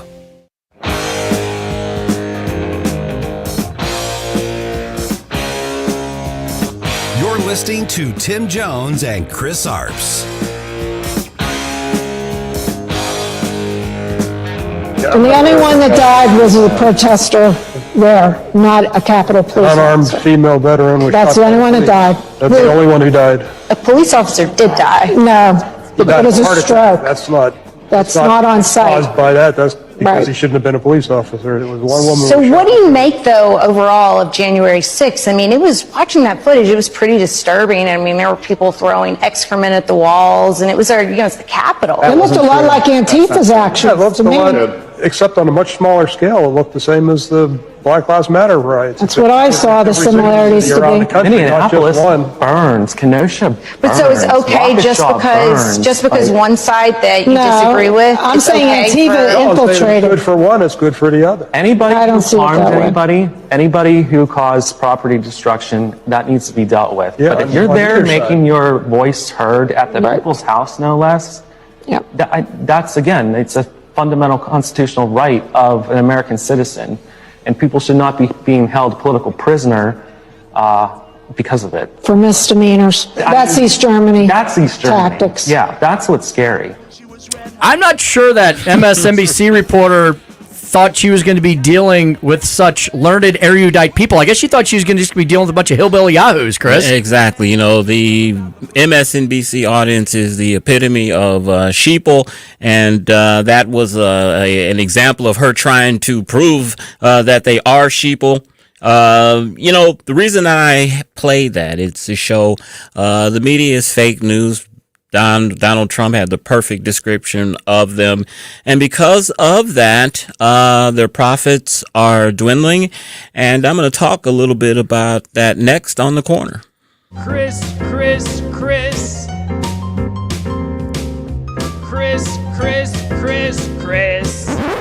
The whole thing is a joke. Good God, we gotta do something here, people. It's not personal. It's strictly business. My favorite black leader of all time is Frederick Douglass, who asked after emancipation, well, we just freed the blacks, now what are we going to do with them? And his answer was, leave us alone. And if you don't know, now you know. And now, Chris's Corner. As we all know, technically, the economy is in a recession. It meets the traditional definition of a recession, 2 successive quarters of negative growth. Thursday, the numbers for the third quarter are going to be released, and many analysts expect that it will show a third successive quarter of economic growth. And I tell you, if that's not a recession, I don't know what is a recession. Of course, the administration tries to tell us that the economy is booming because the unemployment rate is historically low. Part of that is because people have simply given up looking for work. And the other thing that they don't mention is we have an historically low labor participation rate. I think it's at a 50-year low where only 60-something% of eligible people that are able to work are currently working. Don't let the false unemployment number fool you.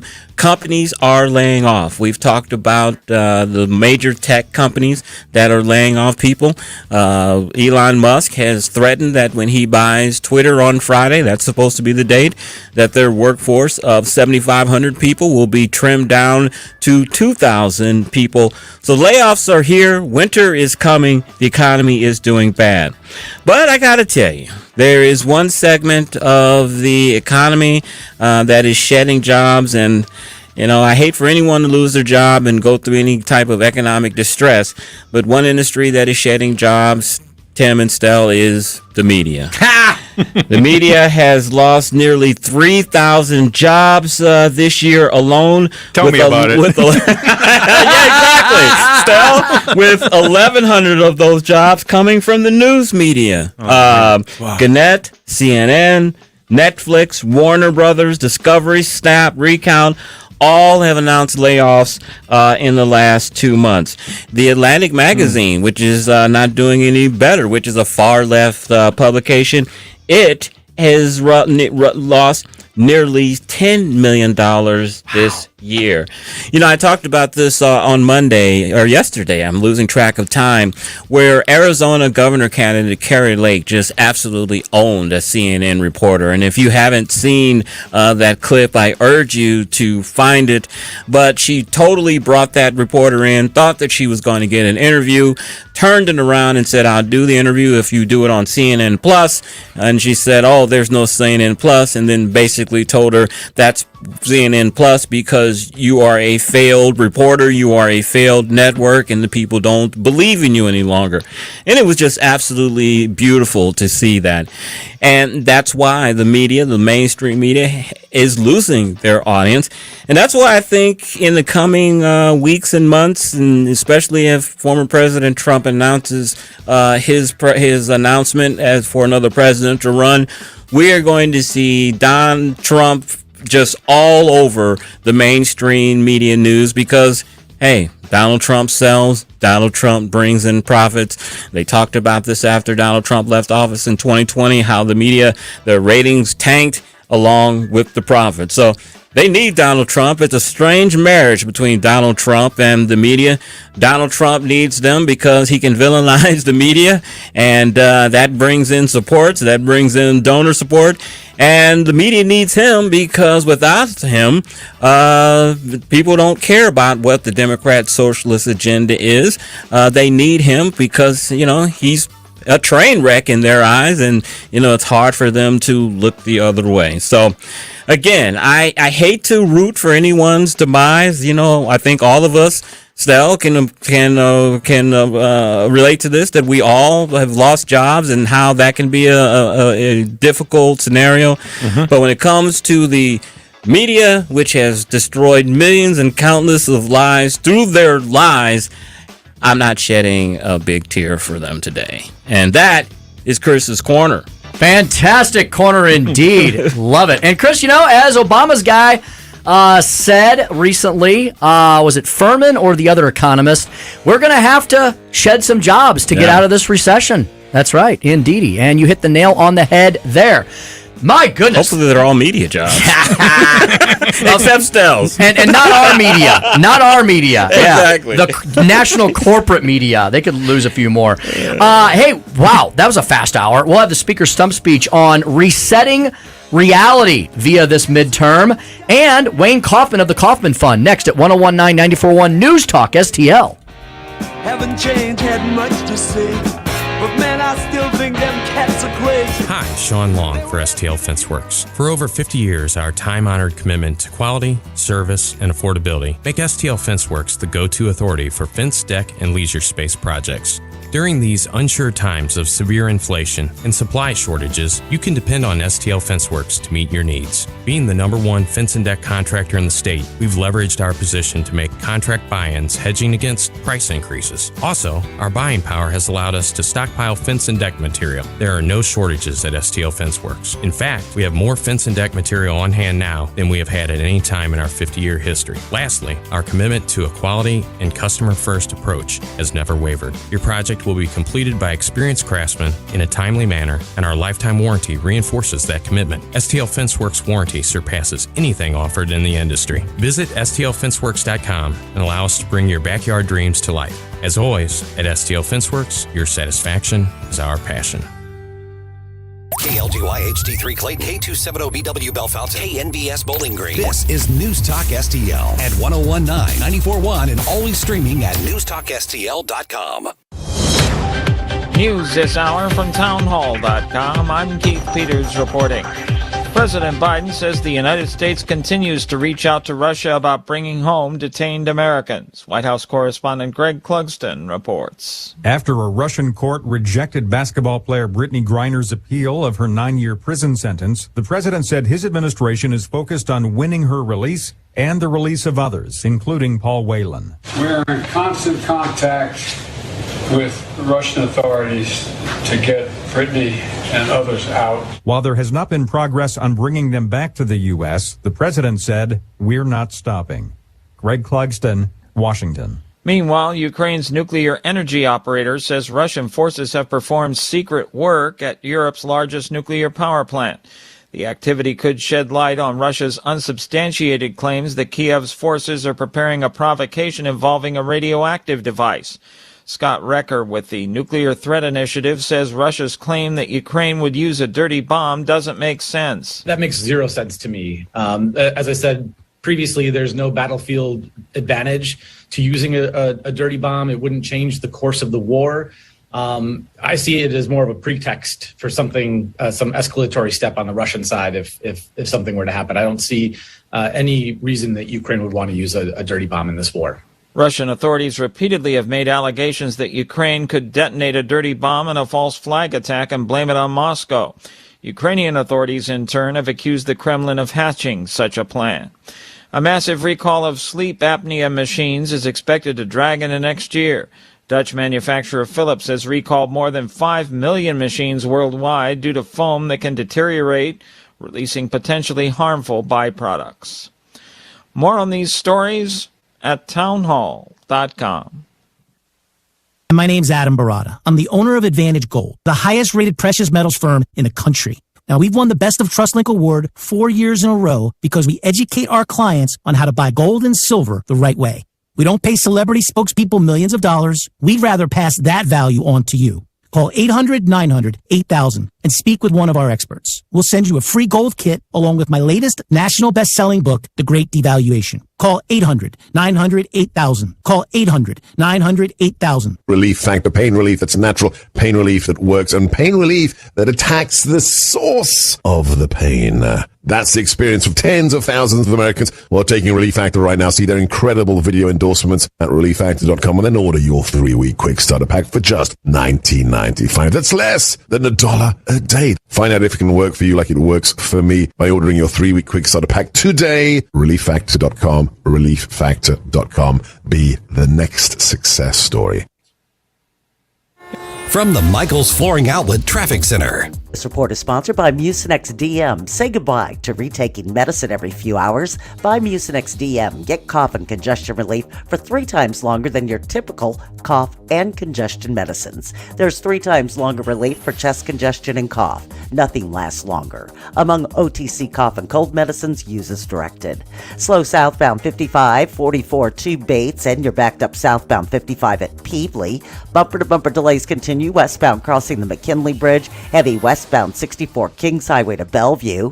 Rain backing up both north and southbound 270 between Doherty Ferry and Olive. An accident westbound 364 at the Veterans Bridge, blocking the 2 right lanes. Westbound 70 slow at Route K and US 61 to Route Z. And there's a crash eastbound Big Bend at Sappington. I'm Tori Lyons from the News Talk STL Traffic Center. From the News Talk STL Weather Center. I'm News 4 Chief Meteorologist Steve Templeton with your first alert forecast. We still have a chance for some rain, although this is needed rain, but still could be a little soggy at times through the evening and late tonight. It'll be dry by the morning drive, though. Wednesday will be sunny and chilly in the morning, 42. A cool October day with a high of 61, sunshine, a little breeze. Thursday, partly cloudy and dry with a high of 61. That's the latest first alert forecast. I'm News 4 Chief Meteorologist Steve Templeton. Do you have a property that is more hassle than is worth? Hi, this is David with House Sold Easy, and I buy houses cash. If you own a property and want to sell it fast at a fair price, call me at 314-293-3000. Do you own an ugly property, a behind on mortgage payment property, a lazy tenant that won't pay rent property, a too much junk and clutter property, or even a, hey, I'm curious about a fair cash offer property? Well, don't worry. I buy them all, and I want to make you a fair cash offer. Call me at 314-293-3000. I'm Dr. TJ, owner of the Institute of Natural Health, co-owner of Optimal Nutraceuticals, and the host of Wellness 101. Wellness 101 is designed to cut through the nonsense and provide you common sense, science-based information regarding health and wellness. On the show, we discuss topics like thyroid health, gut health, hormone optimization, and many others. Our show airs Saturdays at 10 a.m. and 2 p.m. and Sundays at 11 a.m. and 3 p.m. right here on News Talk STL. For more information, visit us at inhstl.com. That's inhstl.com.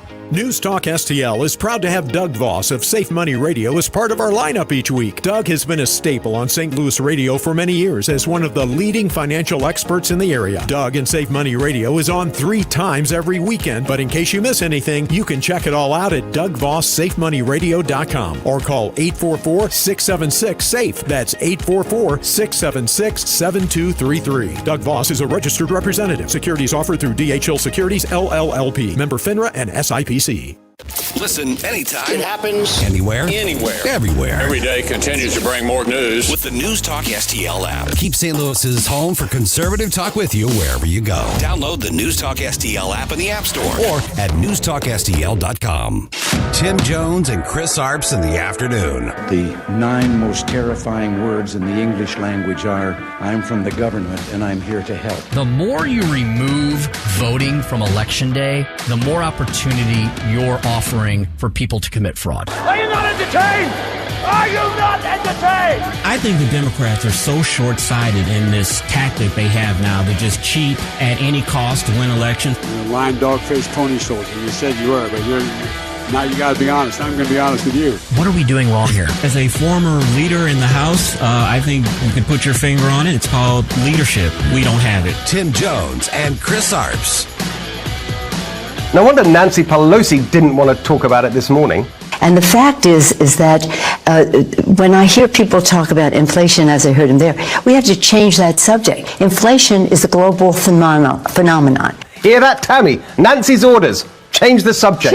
Change the subject. Look, I thought it was Putin's price hike. Exactly. What happened there? I thought it was the Saudis. I thought it was Trump.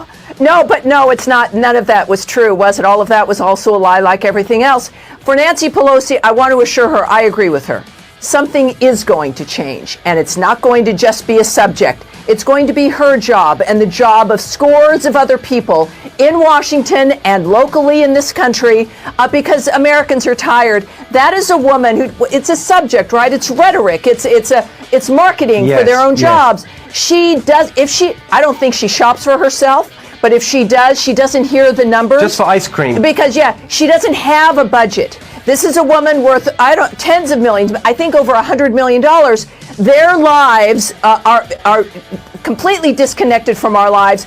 We are collateral damage. And when you think about what they've said, this is really about they had to destroy the village in order to save it. Mm-hmm. Welcome back to the Tim Jones and Chris Arps Show, 101.9, 94.1 News Talk STL, 5:08 in the PM. Getting a little darker, a little earlier every day here in downtown St. Louis. Hopefully you're being careful out in the rain. Boy, I hope that's just clouds. Why it's a little darker. No. I'm hoping it's just cloudy. Boy, Tammy Bruce there bringing the heat. I'll tell you what, Nancy Pelosi is nothing but one of the most skilled cheerleader politicians in the land. I know many of you think she's absolutely delusional, but boy, can she stay on message, Chris. She can stay on message. I will give her that. I will also give her that she's been able to have her caucus vote the way that she wants them to vote at crucial times. But I also think, Tim, she's vastly overrated. She's not this Frank Underwood House of Cards figure that they make her out to be. You know why? You know why you're right? Because they let her get away with saying all of these outlandish statements like what she just said and what she's been saying all week. Joe Biden is the best president ever. I mean, she's using superlatives and hyperbole like I've never heard her say before. Here's the problem. It's like Rome is burning, the dumpster is on fire. The whole dumpster yard is on fire. The Titanic is going down. She's like in this maelstrom of chaos, and she's sitting there smiling, eating her little bowl of ice cream. And she's saying all these things. Here's what never happens, Chris. After these elections, they never go back to Nancy and say, okay, Madam Speaker, what went wrong? They never ask her that after. So before the election, she says, "Oh, we're going to pull this out. Our messaging is going to resonate. We're definitely going to pull victory from the jaws of defeat. You know, January 6th and abortion rights and Democrats or Republicans are evil. That's going to eventually carry the day in these swing districts." And then she's wrong, and they never go back and grill her on it. You know? So you have a problem with the audio that came out of Nancy threatening to beat up the president, and he came to the Capitol on January 6th. Do you have a problem with that? I guess I do. Yeah. I mean, that stuff, it's unbelievable. It's so one-sided. It really is. Oh my goodness. What do we got the rest of the show here? We'll have the speaker stump speech in just a second. And then we're going to speak to Wayne Kaufman of the Kaufman Fund. They work to bring the entire St. Louis veterans community, as in our military veterans, together through many different programs and several different organizations to support our veterans in need. So, this is the time of year we're about to flip the calendar page into November, which is typically the beginning of the season of giving. And there's a lot of great charitable organizations and operations that have their events. The good folks from from Backstoppers, who host Guns and Hoses, they're back in action this year with a full. They're allowed to have full attendance back at the.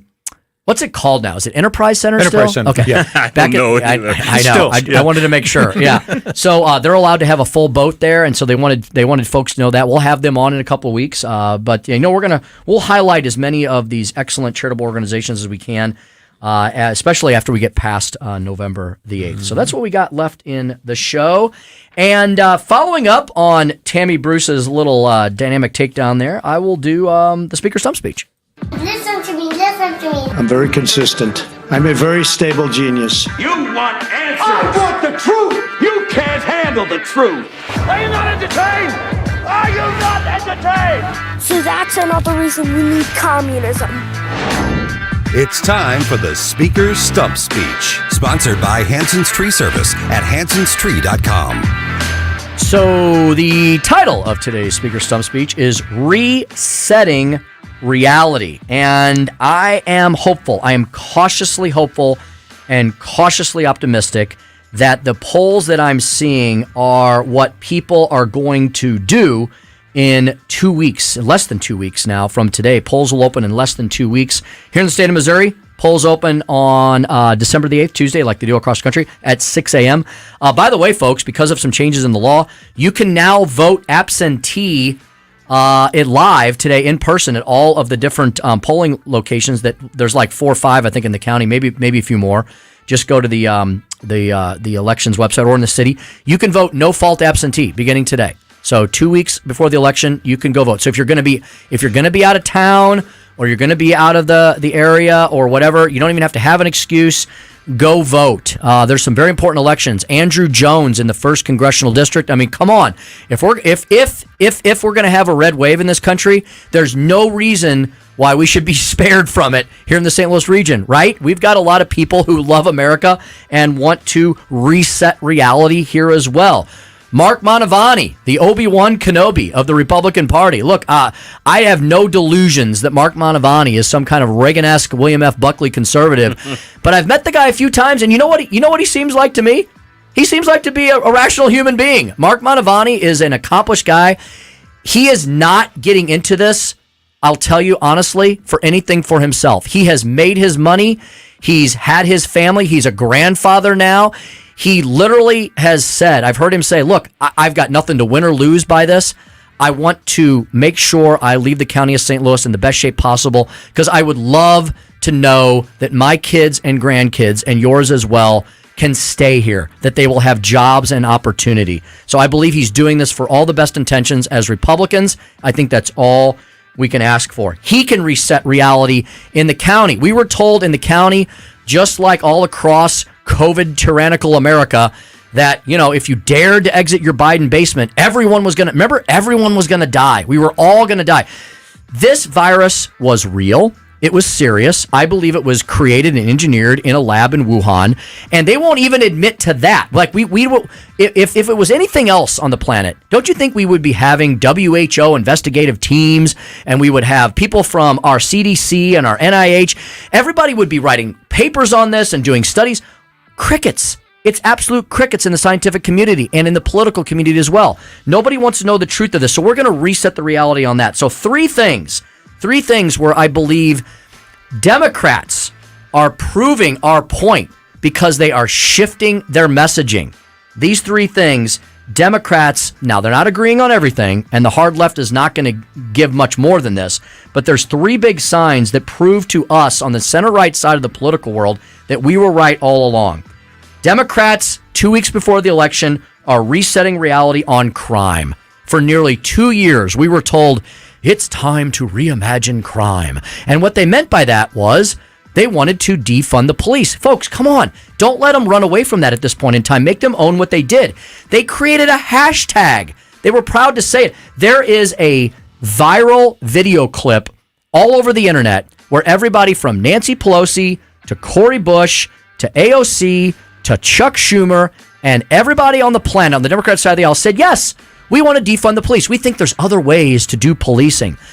They knew they were wrong. They went ahead and did it anyway. And then suddenly they began to reverse course. Many of these city councils and county commissions that are run by Democrats realized that was an epic disaster. Crime spiked mainly in Democrat-run areas, but then it spilled over, right? Then it became everybody's problem. There's crime now in the suburban areas. There's crime now in the exurban areas. Crime that did not exist 2 years ago because it has spread like wildfire, because it was not put out, it was not contained, it was not prosecuted, it was not adjudicated. So they're resetting the reality. Kathy Hochul, the extremely progressive liberal governor of New York, said the other day she's got a brand new plan to fight crime in the subway system of New York City. Where were you 6 months ago when it was the major problem that it is now? Well, it's 2 weeks before the election. So she's trying to reset the reality along with all the other Democrats. COVID. Dr. Fauci the other day just said, I don't know what you're talking about with the school lockdowns. I had nothing to do with that. By the way, Pfizer admits, no, we never really did do any testing on whether or not the vaccination would prevent transmission or not. ACT scores and MAP scores and all the other scores in our institutions of K through 12 learning have plummeted to 20 and 30-year lows. Everybody is now admitting COVID was handled inappropriately. When was the last time you heard a Democrat tell you to put on a mask or ask you about your vaccination status? The Supreme Court, a upper level court, a court of appeals in New York State has said that all the city employees need to be reinstated who were fired for their vax status. Yeah, well, there's apparently some freedom and liberty loving people even in the heart of the old Big Apple. So the COVID reality is being reset by Democrats 2 weeks before the election. And finally, and I know this is a very sensitive subject, and I know we all have a lot of very impassioned opinions on this, and I don't want people to mistake what I'm saying here, but even on the issue of Ukraine, you saw a story yesterday come out of Reuters. 30 liberal Democrats are now questioning Joe Biden's stance on Ukraine. I am not someone who believes we should be doing nothing in this, but even Kevin McCarthy, who is likely going to be Speaker of the House, said, we're going to stop issuing blank checks. And why shouldn't we, right? I feel we should be engaged in that part of the world, but we shouldn't just let Joe Biden do whatever the heck he wants regarding this Russian-Ukrainian conflict. And apparently there's now 30 Democrats in the U.S. House who agree with a lot of Republicans. None of these people are puppets of Putin or assets of the Kremlin. They're just concerned about Joe Biden's past and his family's past and his son's past involving the corrupt Ukrainian oligarchs. Remember, that issue was the subject of Trump's impeachment hearings, for the love of God. We seem to have forgotten all that. So, on all of these issues where Joe Biden has misstepped, where he has made massive mistakes, where he has created costly errors, it has resulted in a lot of pain and suffering for a lot of Americans. We have historically high inflation. We have historically high crime rates. We have historically high energy prices. America is not looked upon currently as a leader in the free world. And on so many of these issues, Democrats who are trying to hang on to their jobs in the U.S. House or the Senate are resetting the reality 2 weeks before the midterm election. And that's the stump speech for today. You know, one very interesting development regarding that letter that the Progressive Caucus released supporting, it seemed, Kevin McCarthy's thing where he said he's not going to issue a blank check. That may have messed up Jayapal's bid for leadership because her caucus and the Democrats are furious that she did that. The timing of it, the timing of it was horrific, and she thought that it would be a good thing for her to do that, and it's like totally backfired on her, and it could possibly cost her a leadership spot in the new Congress. But it's good for us that it looks like she is agreeing with our position, but the Democratic Party and the Progressive Caucus are not happy. Yeah, that it's going to be really interesting if big ifs, the Democratic House Caucus takes the defeats that it looks like they may be facing. It's going to be interesting what Democratic Party comes out of what's left. You know, we're going to see a civil war. Yeah, I think we're going to see a civil war, and as I said last week, I think we're going to, if the Democrats lose in a bloodbath that we are expecting, I think we're going to see a resurrection of the DLC, Democratic Leadership Conference, that brought Bill Clinton to prominence in the 90s after 2 terms of Reagan and 1 term of Bush. The party, Democrats knew that they needed to moderate and come to the center. And that was the vehicle they used. I think we're going to see something like that. Could not agree more. All right, we'll get to a break here in just a second. We've got Wayne Kaufman of the Kaufman Fund coming up next. You know, veterans issues used to be nearly unanimous bipartisan issues. It'd be nice if we could get back to a world where that was true. It's good to know that there's so many people like Wayne Kaufman and the Kaufman Fund and so many other organizations here in our region that are doing what they can quietly behind the scenes to help our servicemen and women who are in need. We'll talk to him next, Chris, when we come back on the Tim Jones and Chris Arps Show at 101.9, 94.1 News Talk STL.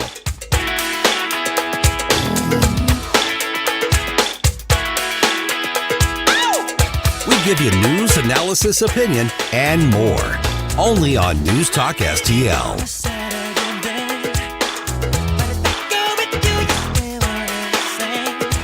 From the News Talk STL Weather Center.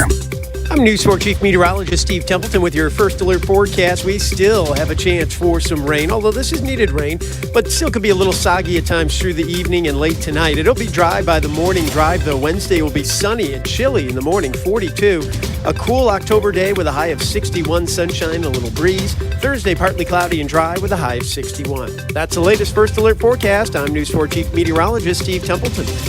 From the Michaels Flooring Outlet Traffic Center. This report is sponsored by Dell Technologies. Dell Technologies provides growing businesses with the tools to do incredible things because they believe there's an innovator in all of us. For advice on smart PCs powered by Intel vPro that's built for business, call a Dell Technologies advisor at 877-ASK-DELL.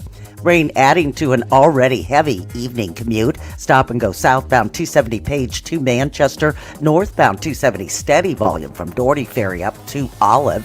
Westbound 364 at the Discovery Bridge. They cleared the accident, but traffic is still stacking up west of Maryland Heights Expressway. Westbound 64 backs up Kings Highway to Big Bend. There's a stall blocking Big Bend over 64. Southbound 55 stacks up between 44 and Bates, and then you have a crash southbound 55 south of Richardson Road, jamming traffic.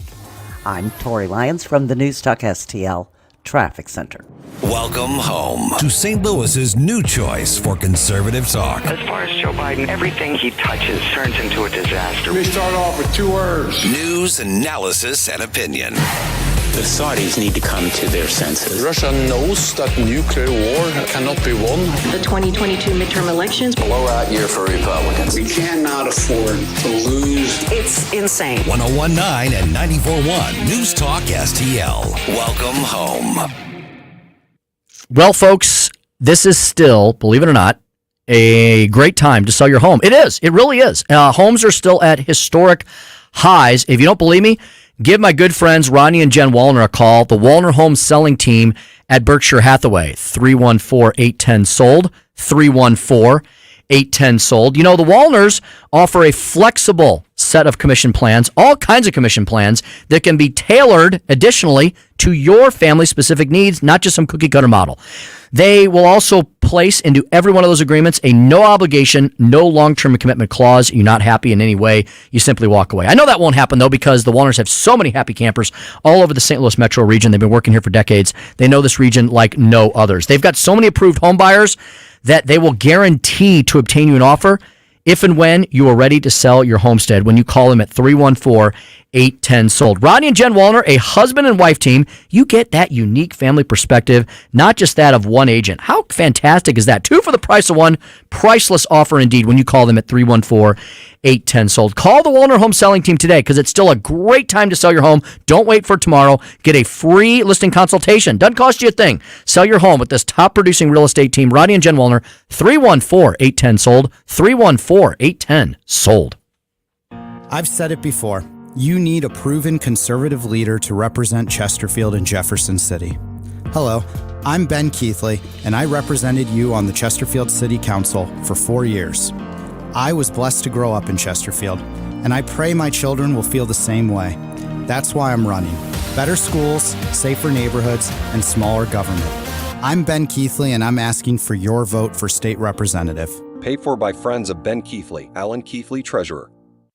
Speaker Tim Jones here. Have you heard about the brand new best St. Louis sports bar and grill experience in the region? Johnny's Hideout in High Ridge, Missouri. 10 minutes from 270 and Gravois. 30 TVs, a huge game room, a great outdoor patio, the Sunset Patio, complete with the Sunset Stage and the train station bar. Open 6 days a week, serving lunch and dinner, featuring famous Johnny Dow's chicken wings and the best barbecue in town. When you're there, check out the VIP Speaker of the House table on your next visit. On the web, jhideout.com. That's Johnny's Hideout in High Ridge.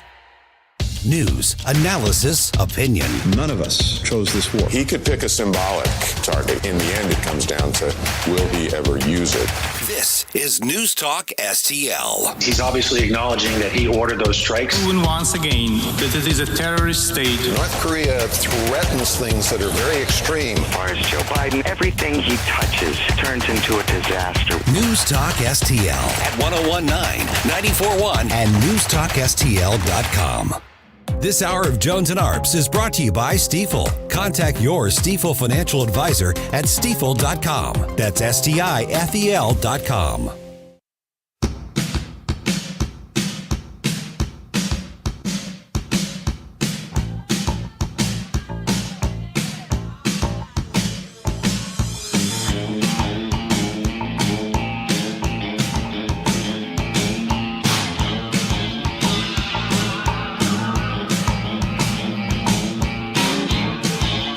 You're listening to Tim Jones and Chris Arps.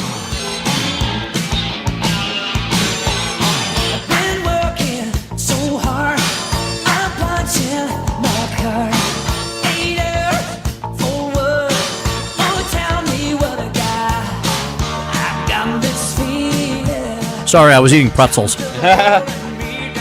I'll tell you, one thing we got here is a lot of snacks, which is good, you know? And I've been eating that Ghirardelli's that you brought in. I love that caramel.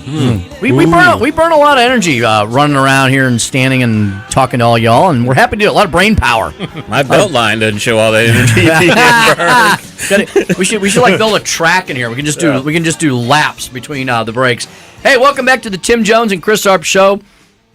It is 5:28 in the PM, 101.9, 94.1 News Talk STL. Be careful going home. The streets are a little slick with the wet stuff that we haven't seen in several weeks. A little chilly tonight, but it's going to be beautiful, I believe, for the rest of the week, Chris, and warming up. And I don't think you have to get out your, what do you call it, your sad lamp? My sun lamp. Yeah, sad.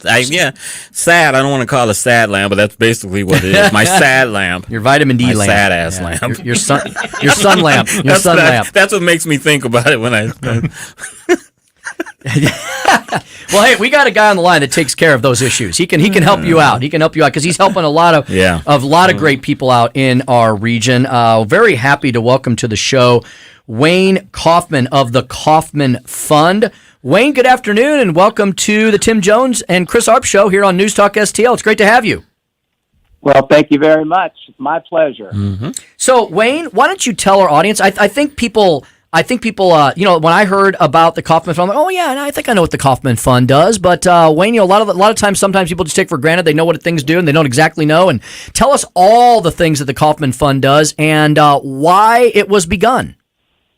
Well, let me start off, I guess, with our mission statement, which is our mission is to support veterans who are at risk of abuse or poverty, needing food, shelter, clothing, medical care, and basic needs. The Kaufman Fund's goal is to help our local veterans through our various programs and also to be a resource for their needs if they require support from other organizations. So along those lines, we have several of our own programs that we do for veterans, and they're basically free. One is an art therapy program that we do once a week for veterans mainly that have PTSD. We have a legal referral program. We have about 50 St. Louis lawyers that are doing pro bono work for us. We have a dental program where we're partnered up with a couple of the dental schools, one in Illinois and one in Missouri. We give free dental care. Most people don't know or realize that the VA does not give dental care to veterans unless they're 100% disabled. So we fill in the gaps and the cracks for that. We also have a program called Food for Vets. We are filling cars and trucks of veterans' families every other month with 7 to 10 days worth of free groceries.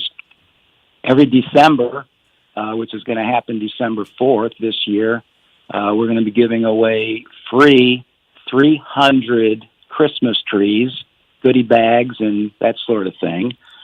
We do a veteran warm-up for homeless veterans. We're partnered up with St. Patrick's Center, so this year we're going to be giving away about 150 brand new coats, hats, gloves, and socks to homeless veterans. We are partnered up with the VA for mental health. I could go on and on. We're talking about 30 years of service here, guys. Fantastic. Chris will ask you another question now, Wayne. Hey, stand by. We don't have to do everything in one question. Here we go.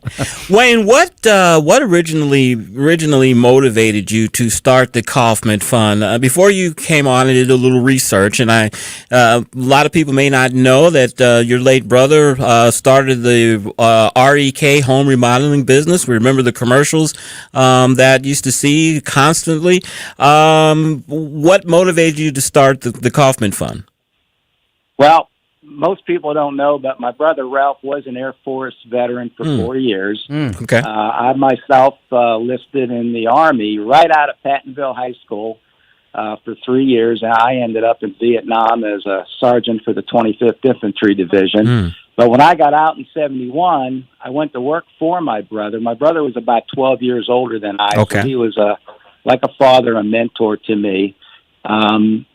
He was very, very well known on a lot of boards, did a lot of charity work, helped a lot of veterans and children, just people in general. When he passed in 1990, we just started the Kaufman Fund in his memory to continue doing what he did so well. Speaking to Wayne Kaufman of the Kaufman Fund, Wayne, I would imagine that with the advent of technology and social media, that you all at the Kaufman Fund probably use a lot of very interesting ways to get the word out, to reach folks all over the region, don't you? Like, Facebook, other forms of social media? Absolutely. We actually have a social committee, and Facebook is probably the most that we use. We're on there almost every day. We do an e-blast from our marketing committee at least once a month. But Facebook has pretty much been most of our social media, and we've been very, very, very happy with that.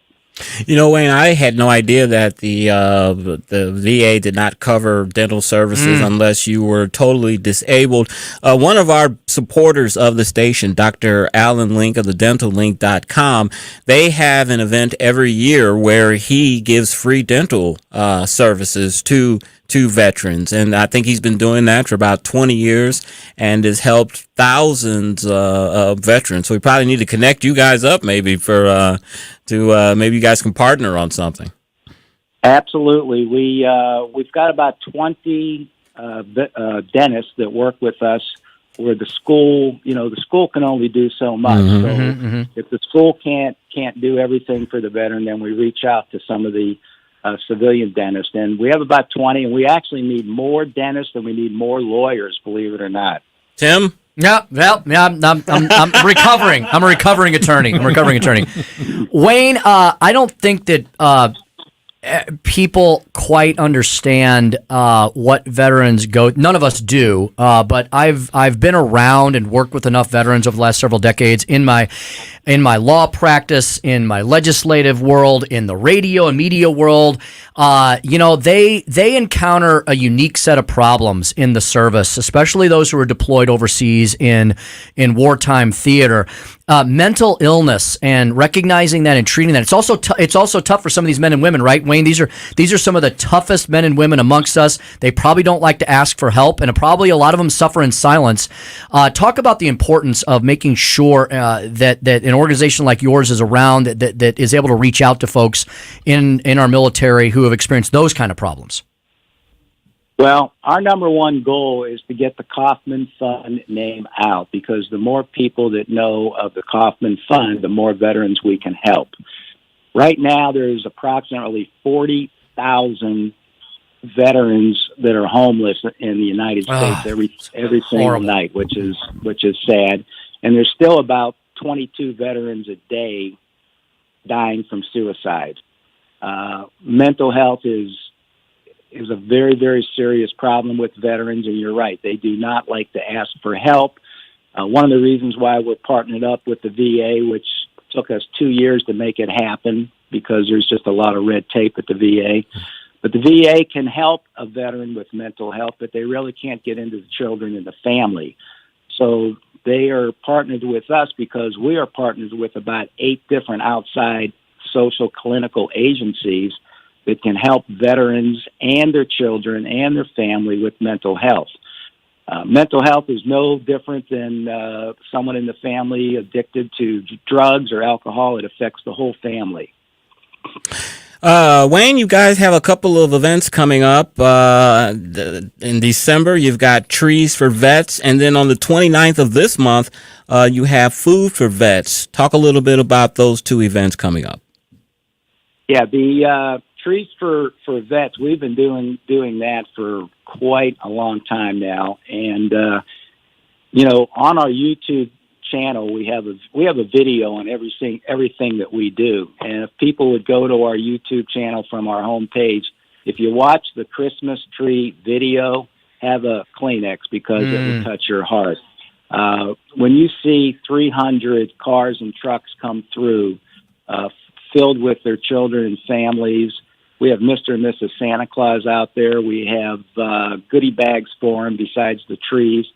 It's a pretty unique day of giving, and we're just so blessed to be able to help so many veterans with that.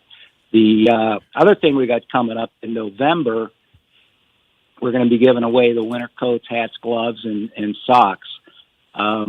We all are also partnered up with all the mobile on the run gas stations, and they are going to be doing a roundup in their stores for veterans for us for the whole month of November. And also people have an opportunity to bring in toilet articles that we're going to go ahead and bag, and we're going to get those out to the deserving veterans and organizations that we work with. Speaking to Wayne Kaufman of the Kaufman Fund, you can go to thekaufmanfund.org, also Kaufman Fund on Facebook. They have a YouTube channel as well, all over the internet and social media. Wayne, I understand that over the last 20 years, the Kaufman Fund has raised over $2 million.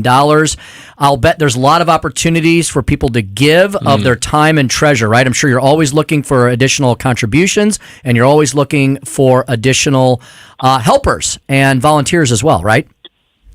Absolutely. We are blessed with hundreds of volunteers. And, I say that our number one goal is to get the name out so we can help more veterans. But once that does happen, it does take 2 other things. And one are the people, the volunteers, and 2, it does take money for us to run all these programs. Our biggest fundraiser, which we just had in July, is our golf tournament, which we hold out at Whitmore Country Club. We're blessed to have for many, many years with us Tom Ackerman, who is our MC and does the auction. Al Raboski is our honorary chairperson. And if you remember Jackie Smith, he's our chairperson for the golf tournament. And boy, is he a great singer. Yeah, he is. I saw him at an event a few years ago. I'm a huge Dallas Cowboys fan, and I saw him at an event a few years ago, and I told him that I am just now forgiving you for dropping that ball in the Super Bowl. He got a big kick out of that. Yeah, I'll tell you what, he's a really nice guy. He is. He really is. Wayne, we really thank you for your time today, and especially for all that you and everybody at the Kaufman Fund is doing for our veterans. Folks, we encourage you to go to thekaufmanfund.org. Food for vets, mental health, dental, legal, trees for vets, and a lot of other great opportunities and events. Wayne, any parting words for our audience? Anything you want to direct them to before we let you go today? Just help get the name out so that we can help more veterans, and we appreciate the time that you're giving us, and God bless you guys for helping. Thank you so much. Absolutely, Wayne. You take care, and we'll talk to you again soon. There he goes, Wayne Thank Kaufman. you very much. Thank you, Wayne. Have a great afternoon. All right, bye-bye. Thank you. We'll have to get him back on around the holidays and remind people about this. TheKaufmanFund.org. Yeah, exactly. It's a great website, easy to navigate website. As Chris mentioned, Food for Vets coming up this week. October 29th, casino night. Well, we already had that. That was on my anniversary. Yep. Oh, very good. That's right. That was last week. Golf tournament next year. I bet you that's huge. Trees for Vets coming up in December. So, folks, as Chris mentioned, thekaufmanfund.org. Just go visit that and help out if you're able to. So. Good guess. Thank you, Jim Gwinner. Yeah, thank you to Jim Gwinner, our good buddy Jim Gwinner, for bringing the Kaufman Fund to us. And folks, if you have a favorite charity out there, somebody that's doing really good work in the St. Louis region, Chris and I each have our favorites, and of course we reach out to those folks from time to time. Thrive, Backstoppers, Guns and Hoses, the Kaufman Fund, and others. But if there's somebody out there that you really think would be a good fit for us here on News Talk STL, let us know. Give us a holler. My favorite charity is the Chris Arps charity. I have a Cash App if anybody wants that. Got a PayPal account. You sell sun lamps? Whatever you need. You may not get it. Sun lamps and Greek food. Yeah. Exactly. Yeah, there we it's a have great it. combo. It is a good combo. All right. 5:42 in the Heartland. We're going to take a quick break here. Got one segment left this hour. Remember, folks, we've got that 6 o'clock hour straight ahead, as we do every single day. We will have David Stokes. We'll have, I'm sure, a fascinating conversation with David Stokes about all the issues of the day, an update on the school shooting here in St. Louis, the Chesterfield TIF, and so much more. Before that, though, Chris Dell and I back. Oh, you know what? We can open up the phone lines. Give us a holler. 314-912-1019. 314-912-1019. Chris Dell and I back right after this at 1019 94.1 News Talk STL.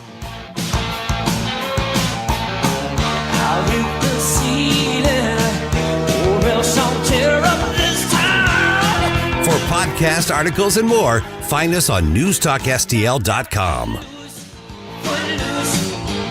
From the Michaels Flooring Outlet Traffic Center. This report is sponsored by Lowe's. At Lowe's, every pro is an MVP. MVP's Pro Rewards members. Visit Lowe's now. Earn bonus points on products and brands like DeWalt, then redeem for Lowe's e-gift cards and more. Bonus points calculated before taxes and fees. Lowe's.com/MVP's bonus points for details, now through the 28th.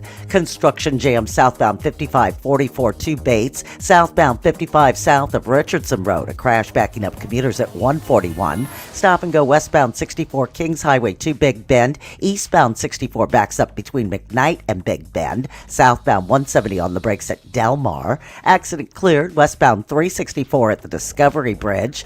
They also are working accidents northbound 270 south of 64 and westbound 70 west of Highway 79. I'm Tori Lyons from the News Talk STL Traffic Center. From the News Talk STL Weather Center. I'm News 4 Chief Meteorologist Steve Templeton with your first alert forecast. We still have a chance for some rain, although this is needed rain, but still could be a little soggy at times through the evening and late tonight. It'll be dry by the morning drive, though. Wednesday will be sunny and chilly in the morning, 42.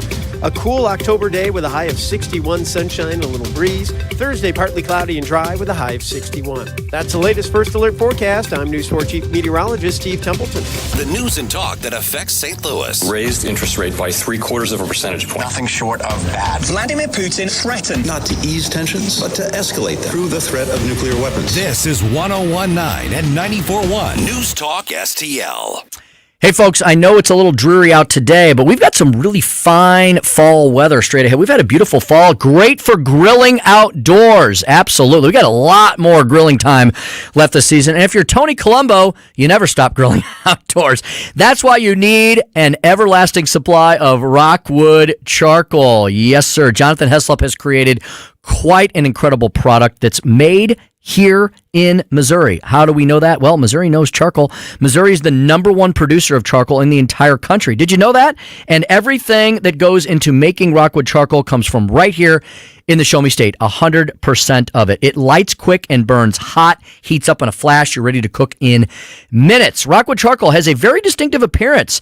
It's pure 100% Missouri oak and hickory. It's made from, of course, renewable natural resources. But check this out. This will make you feel good about your purchase. Not a single tree is harvested just to make Rockwood charcoal. Rockwood charcoal actually takes all the pieces that are too knotty, warped, or short to be made in hardwood lumber, stuff that would otherwise just be thrown into the landfill or left to decompose, and they make another product out of it. How fantastic is that? Where can you find Rockwood charcoal? Well, just about everywhere.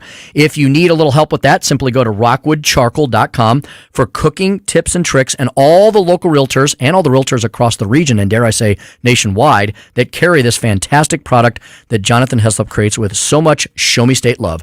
Hey, visit rockwoodcharcoal.com today for all of that and more. rockwoodcharcoal.com, rockwoodcharcoal.com.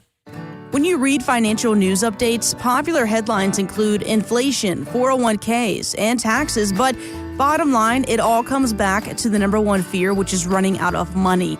If you're close or in retirement, you have two big jobs: protect your life savings and create income for retirement. So how do you do that? You call Steve All and the team at the All Financial Group, and you put together a customized, comprehensive plan. Start checking off those boxes for income for life, tax-free retirement, and much more. Let's sit down and talk about your questions, because I think that's the most important thing that is out there. It's what questions do you have? Call today, 636-230-8824. That's 636-230-8824. Or go to yourmoneymattersstl.com.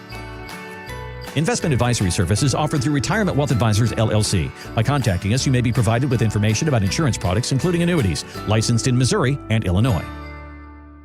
Mike Ferguson in the morning.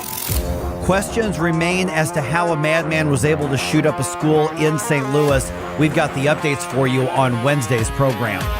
Mornings starting at 5:30 on News Talk STL. This hour of Jones and Arps is brought to you by Stifel. Contact your Stifel financial advisor at stifel.com. That's STIFEL.com.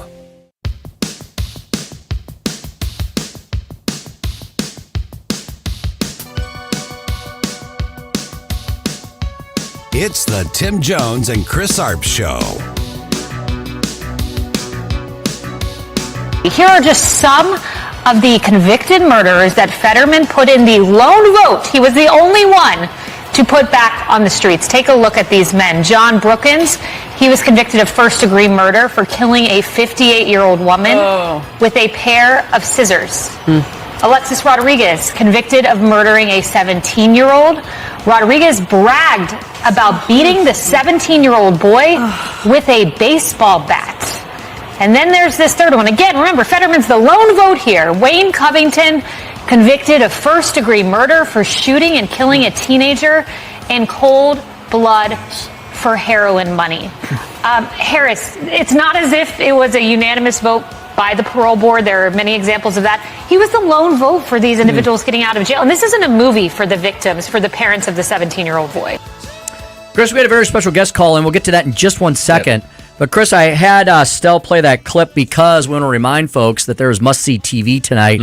And if Dr. Oz is prepared in the least, he's going to hammer Fetterman on crime, right? He should hammer him on crime. He should hammer him on his environmental policy of wanting to get rid of fracking in Pennsylvania, of all places. I mean, there are a lot of soft spots on the body of Fetterman. Mm-hmm. They're cool. There definitely is. Hey, we just had on Wayne Kaufman of the Kaufman Fund, which does so much work for veterans all over the St. Louis metro region and beyond. And one of our favorite listeners and sponsors of the show, Chris, just called in to offer his services. Good, we could connect them up. Dr. Alan Link, one of the best dentists in town, if I may say so myself, at the dentallink.com, called in, heard our segment with the Kaufman Fund, and he is going to dedicate or donate some of his services or volunteer his services. So we will be connecting them up. So I feel good. Mm-hmm. That's awesome. Look at you making radio magic. Yeah. So if our good friend Jim Gwinner is still listening, Chris will be hollering at you later, Jim, to hook up Dr. Link with Wayne Kaufman. That's how you make the magic, right, Stell? That's it. Stell, you've been in radio, I'm not going to say how long, but maybe a couple seconds longer than Chris and I. A couple years. And radio is a powerful communication device, isn't it, Stell? Yeah. I mean, think about Radio Free Europe throughout all the communist decades. I mean, some people's hopes and dreams were kept alive because of that comforting voice in the night. Mm-hmm. You know, that connection that's there. And since you mentioned Radio Free Europe, is that what you mentioned? Radio Free Europe, yeah. When I was in Greece in the summer of '68 and '72 with my parents, '68 was my dad's first time back from when he left in 1918 as a 12-year-old kid coming over to this country. So we went back, stayed in my dad's village in southern Greece, and my connection to anything that was going on in the outside world was Radio Luxembourg, BBC, Radio Free Europe, and Armed Forces Radio out of Athens. And those were my connection, especially in '68, to figure out what was going on back in Chicago, because it was a busy summer. Yeah, it was. In '68 back in Chicago. And I missed all of that. A Chicago kid missing everything that went on, all the fun that Mayor Daley had, everything that went on in Grant Park. So you're right. It's such a connection. Folks don't realize it. And even something like shortwave radio for families who live. We take it for granted. We do. Yeah. You know, they live in countries where they don't have any other connection to the outside world. And how many times over the last 100+ years has radio been declared dead, and TV is going to put it in the grave, and the internet's going to put it in the grave, and radio just survives. And, you know, I've only been in this business 6 years or so now, but it amazes me just the intimacy that you gather with your listeners day after day after day. And when we see listeners out at events and everything, and they, you know, tell us that they listen every day and love the show, I'm deeply, deeply humbled by that somebody would, direct their day around making sure that they listen to our show, that they, that it entertains them to that level. You guys have no idea how humbling that is. Really is, because I grew up with my radio giants that I admired, and in this town, and when I was in New York, when I spent nearly 10 years in New York, one of my favorite things to do in the evenings to get a connection back home, because this was, I was when I was finally, out of college into law school, the internet was starting to be a thing, but we didn't have anywhere near the connectivity that we have today. Right. So what did you do? It was either TV or radio. So what I did was I had a little, I don't know if I still have this. I don't think I have this anymore. It was like it was a regular radio, but it also, I think, had some shortwave bands on it, so it was a powerful little transistor radio. And late at night in Port Washington, New York, on Long Island, I could pick up KMOX. Indeed. Back here in St. Louis, 1,200 miles away, because you could pick up those 50,000 watt AM stations. Yeah. And that was connectivity back home. I could listen to Blues games and Cardinals games. It was a connection to my hometown. Exactly. And so I've been on the receiving end of that. And, I know you all who are listening to us right now, we're your companions, right? Sometimes we're the only people with you in the car, when you're out running errands or running around or picking up the kids or dropping stuff off. Thank you for that. Thank you for taking us along. We couldn't thank you enough. Please listen to us as much as you can. Download our podcast. We have all these newfangled things we have to push and promote, because it's important, because we are a radio station, but we're a media company now as well. So Facebook, Twitter, YouTube, please go there, subscribe to all of our channels. We know you can't watch 5 things at once. You don't need to. Just subscribe to Facebook, Rumble, YouTube. Download our podcast. Listen to us on Alexa or Google speakers or what have you. So, Stella, I tell you one thing that gave me an indication that Chicago was a much bigger city, much more vibrant city than St. Louis. I am a talk show host junkie, and I remember in high school I'd be listening to WLS. Yep. And it would absolutely amaze me that they're giving traffic reports at 11 o'clock at night. I'm like, seriously? I mean, there's that much traffic where you need traffic reports? That's one of the reasons I will not move back to Chicago. You're right, because it's traffic 24/7 on WBBM. Yeah. And for me, coming down here in 1970, you're right, Tim. For me in my college years at St. Louis U, I would try to listen to WLS at night and WGN and what was then WMAQ. And those were 50,000 watt powerhouse stations at night that had signals that went throughout the Midwest and covered huge portions of the country. KMOX has an awesome signal at night. And that connection that's there is something that is a really great memory for me. And the one thing that was frustrating, too, I think I went to Chicago the first time maybe 15 years ago, and we stayed kind of outside of the city. And I'm like, you know what? If there was no traffic, this is like a 15-minute drive, but it's like 45 minutes. Or an hour and a half. This is a 15-minute drive. Yeah. It was like, I don't know how people deal with this. Yeah, exactly. I had similar experiences in New York. Let me tell you, when they say it's the city that never sleeps, that is 1,000% true. I mean, Stell, you may be familiar with some of the most famous New York stations. There are some legendary New York stations, like the ones that Don Imus and Howard Stern and some of the other big talkers were on. And there are stations devoted they were kind of like the internet before the internet. They were kind of like cable TV on radio before that existed. I still remember them 20 years later. 10-10 wins. News, sports, and weather on the 10s. And they were built to just give headlines around the clock, like you were saying, Chris, because in Manhattan and in the 5 boroughs, there could be traffic at 1 a.m., that you need to know about a bridge closing or a tunnel being shut down or something of the sort. And I remember before Rush Limbaugh, really, most talk shows were at night. You were listening to them at 10 or 11 o'clock. I remember the 550 station, they had, they started doing talk radio during the day. But most of Larry King, Jim Bohannon, all of these guys were at night. There was really no daytime talk radio. That was a nighttime thing. Yeah, they played. God, we're old. They played, throughout the day, they just played general information or music channels, right? Stell, I mean, that's pretty much what it was. The talk radio, like Chris said, started at night and then kind of spread backwards into the daytime. Although KMOX deserves credit for inventing talk radio stuff. They had the call-in shows. Information AM. All that stuff. All right, Stell, I was going to ask you about music, but we've run out of time for today. I'm afraid so. What's your favorite genre? Are you a rock and roll guy? Pretty much, yes. That's what Classic I thought. rock. We'll have to talk that. We'll have to talk that tomorrow. We got to get out of this hour because it's over. That was fast. We'll be back in the next hour. As I mentioned, Chris, Stell, and I will speak with David Stokes of the Show Me Institute. We'll take your phone calls and so much more here at 101.9, 94.1, the Tim Jones and Chris Arps Show on News Talk STL.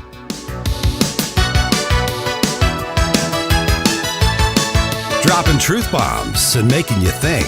It's the Tim Jones and Chris Arps Show. Have you been floored?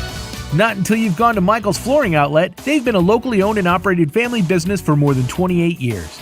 You want variety? Michael's has carpet, hardwood, laminate, ceramic tile, luxury vinyl, natural stone, and many other options. Save money and get quality at Michael's. Plus, your installation will be done right the first time when you hire the experts at Michael's. You can shop in store at one of their 3 convenient locations or shop from home. Check out everything that Michael's has to offer at igotfloored.com. Hi, I'm Bob Mahacek, and I'm running for state representative in the 92nd District. What do inflation, high energy prices, and out-of-control crime have in common? They're all the direct result of failed policies of the left. We've got to bring some common sense back into government.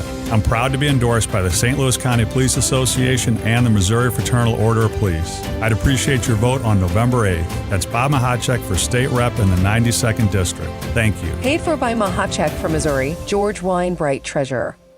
Oh, Hank, what a wonderful spider web you have built for us. I love this fabulous space we have right here in the corner of the kitchen. Thanks, Charlotte. I think I'll build us a vacation web in the coat closet. Oh no, it's the pest control company again with those green wheels. They always kill the mood. This is Derek, the owner of All Solutions Pest Control. Give us a call today at 636-486-7888. We'd love to help you out. Learn more about our special $67 offer. You can visit us online at allsolutionspestcontrol.com. If a pest-free home is your goal, call All Solutions Pest Control. Mike Ferguson in the morning.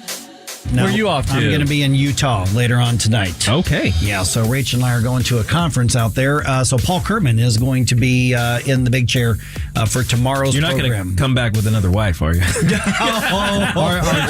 two or three more? Oh, man.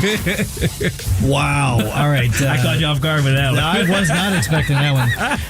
Weekday mornings, 5:30 till 9 on News Talk STL. KLGY HD3 Clayton, K270BW Bellefonte, KNBS Bowling Green. This is News Talk STL at 1019, 94.1, and always streaming at newstalkstl.com. News this hour from townhall.com. I'm Keith Peters reporting. Ukraine is claiming that Russia is performing secret work at Europe's largest nuclear power plant, increasing worries that Russia may be planning some kind of dirty bomb attack. Scott Recker with the Nuclear Threat Initiative says a dirty bomb has little value on the battlefield. A relatively small explosion, it would spread radiation over, maybe several blocks, wouldn't be a very wide area. So it has limited battlefield, if any, value. The Ukrainian nuclear operator said Tuesday it assumes the Russians are preparing a terrorist act using nuclear materials and radioactive waste stored at the plant. Meanwhile, progressive Democrats in Congress have retracted a letter to President Biden about Russia's war against Ukraine. White House correspondent Greg Clugston reports. In the letter, 30 members of the Progressive Caucus urged President Biden to engage in direct diplomatic talks with Russia to end the war. It immediately triggered an uproar among Democrats. Many reacted angrily to the appearance of flagging support for the Biden administration's Ukraine strategy just weeks before the midterms. The caucus chair, Congresswoman Pramila Jayapal, took responsibility and withdrew the letter. Greg Clugston, Washington. Democrat John Fetterman and Republican Mehmet Oz will meet Tuesday night in Harrisburg, Pennsylvania for one of the most highly anticipated debates of this year's election. They're waging a fierce contest for a U.S. Senate seat that could decide control of the chamber and the future of President Biden's agenda. Much of the focus is on Fetterman, who has spent the past several months fending off worries about his health and fitness for office since a May stroke. On Wall Street, the Dow up by 337 points. The Nasdaq rose 246, with the S&P 500 up by 61. More on these stories at townhall.com. You know how much you're really paying for life insurance through work? I can almost guarantee you're overpaying for limited coverage. I'm Joel Clark, a Select Quote agent for over 20 years. My clients are shocked to learn how expensive life insurance at work really is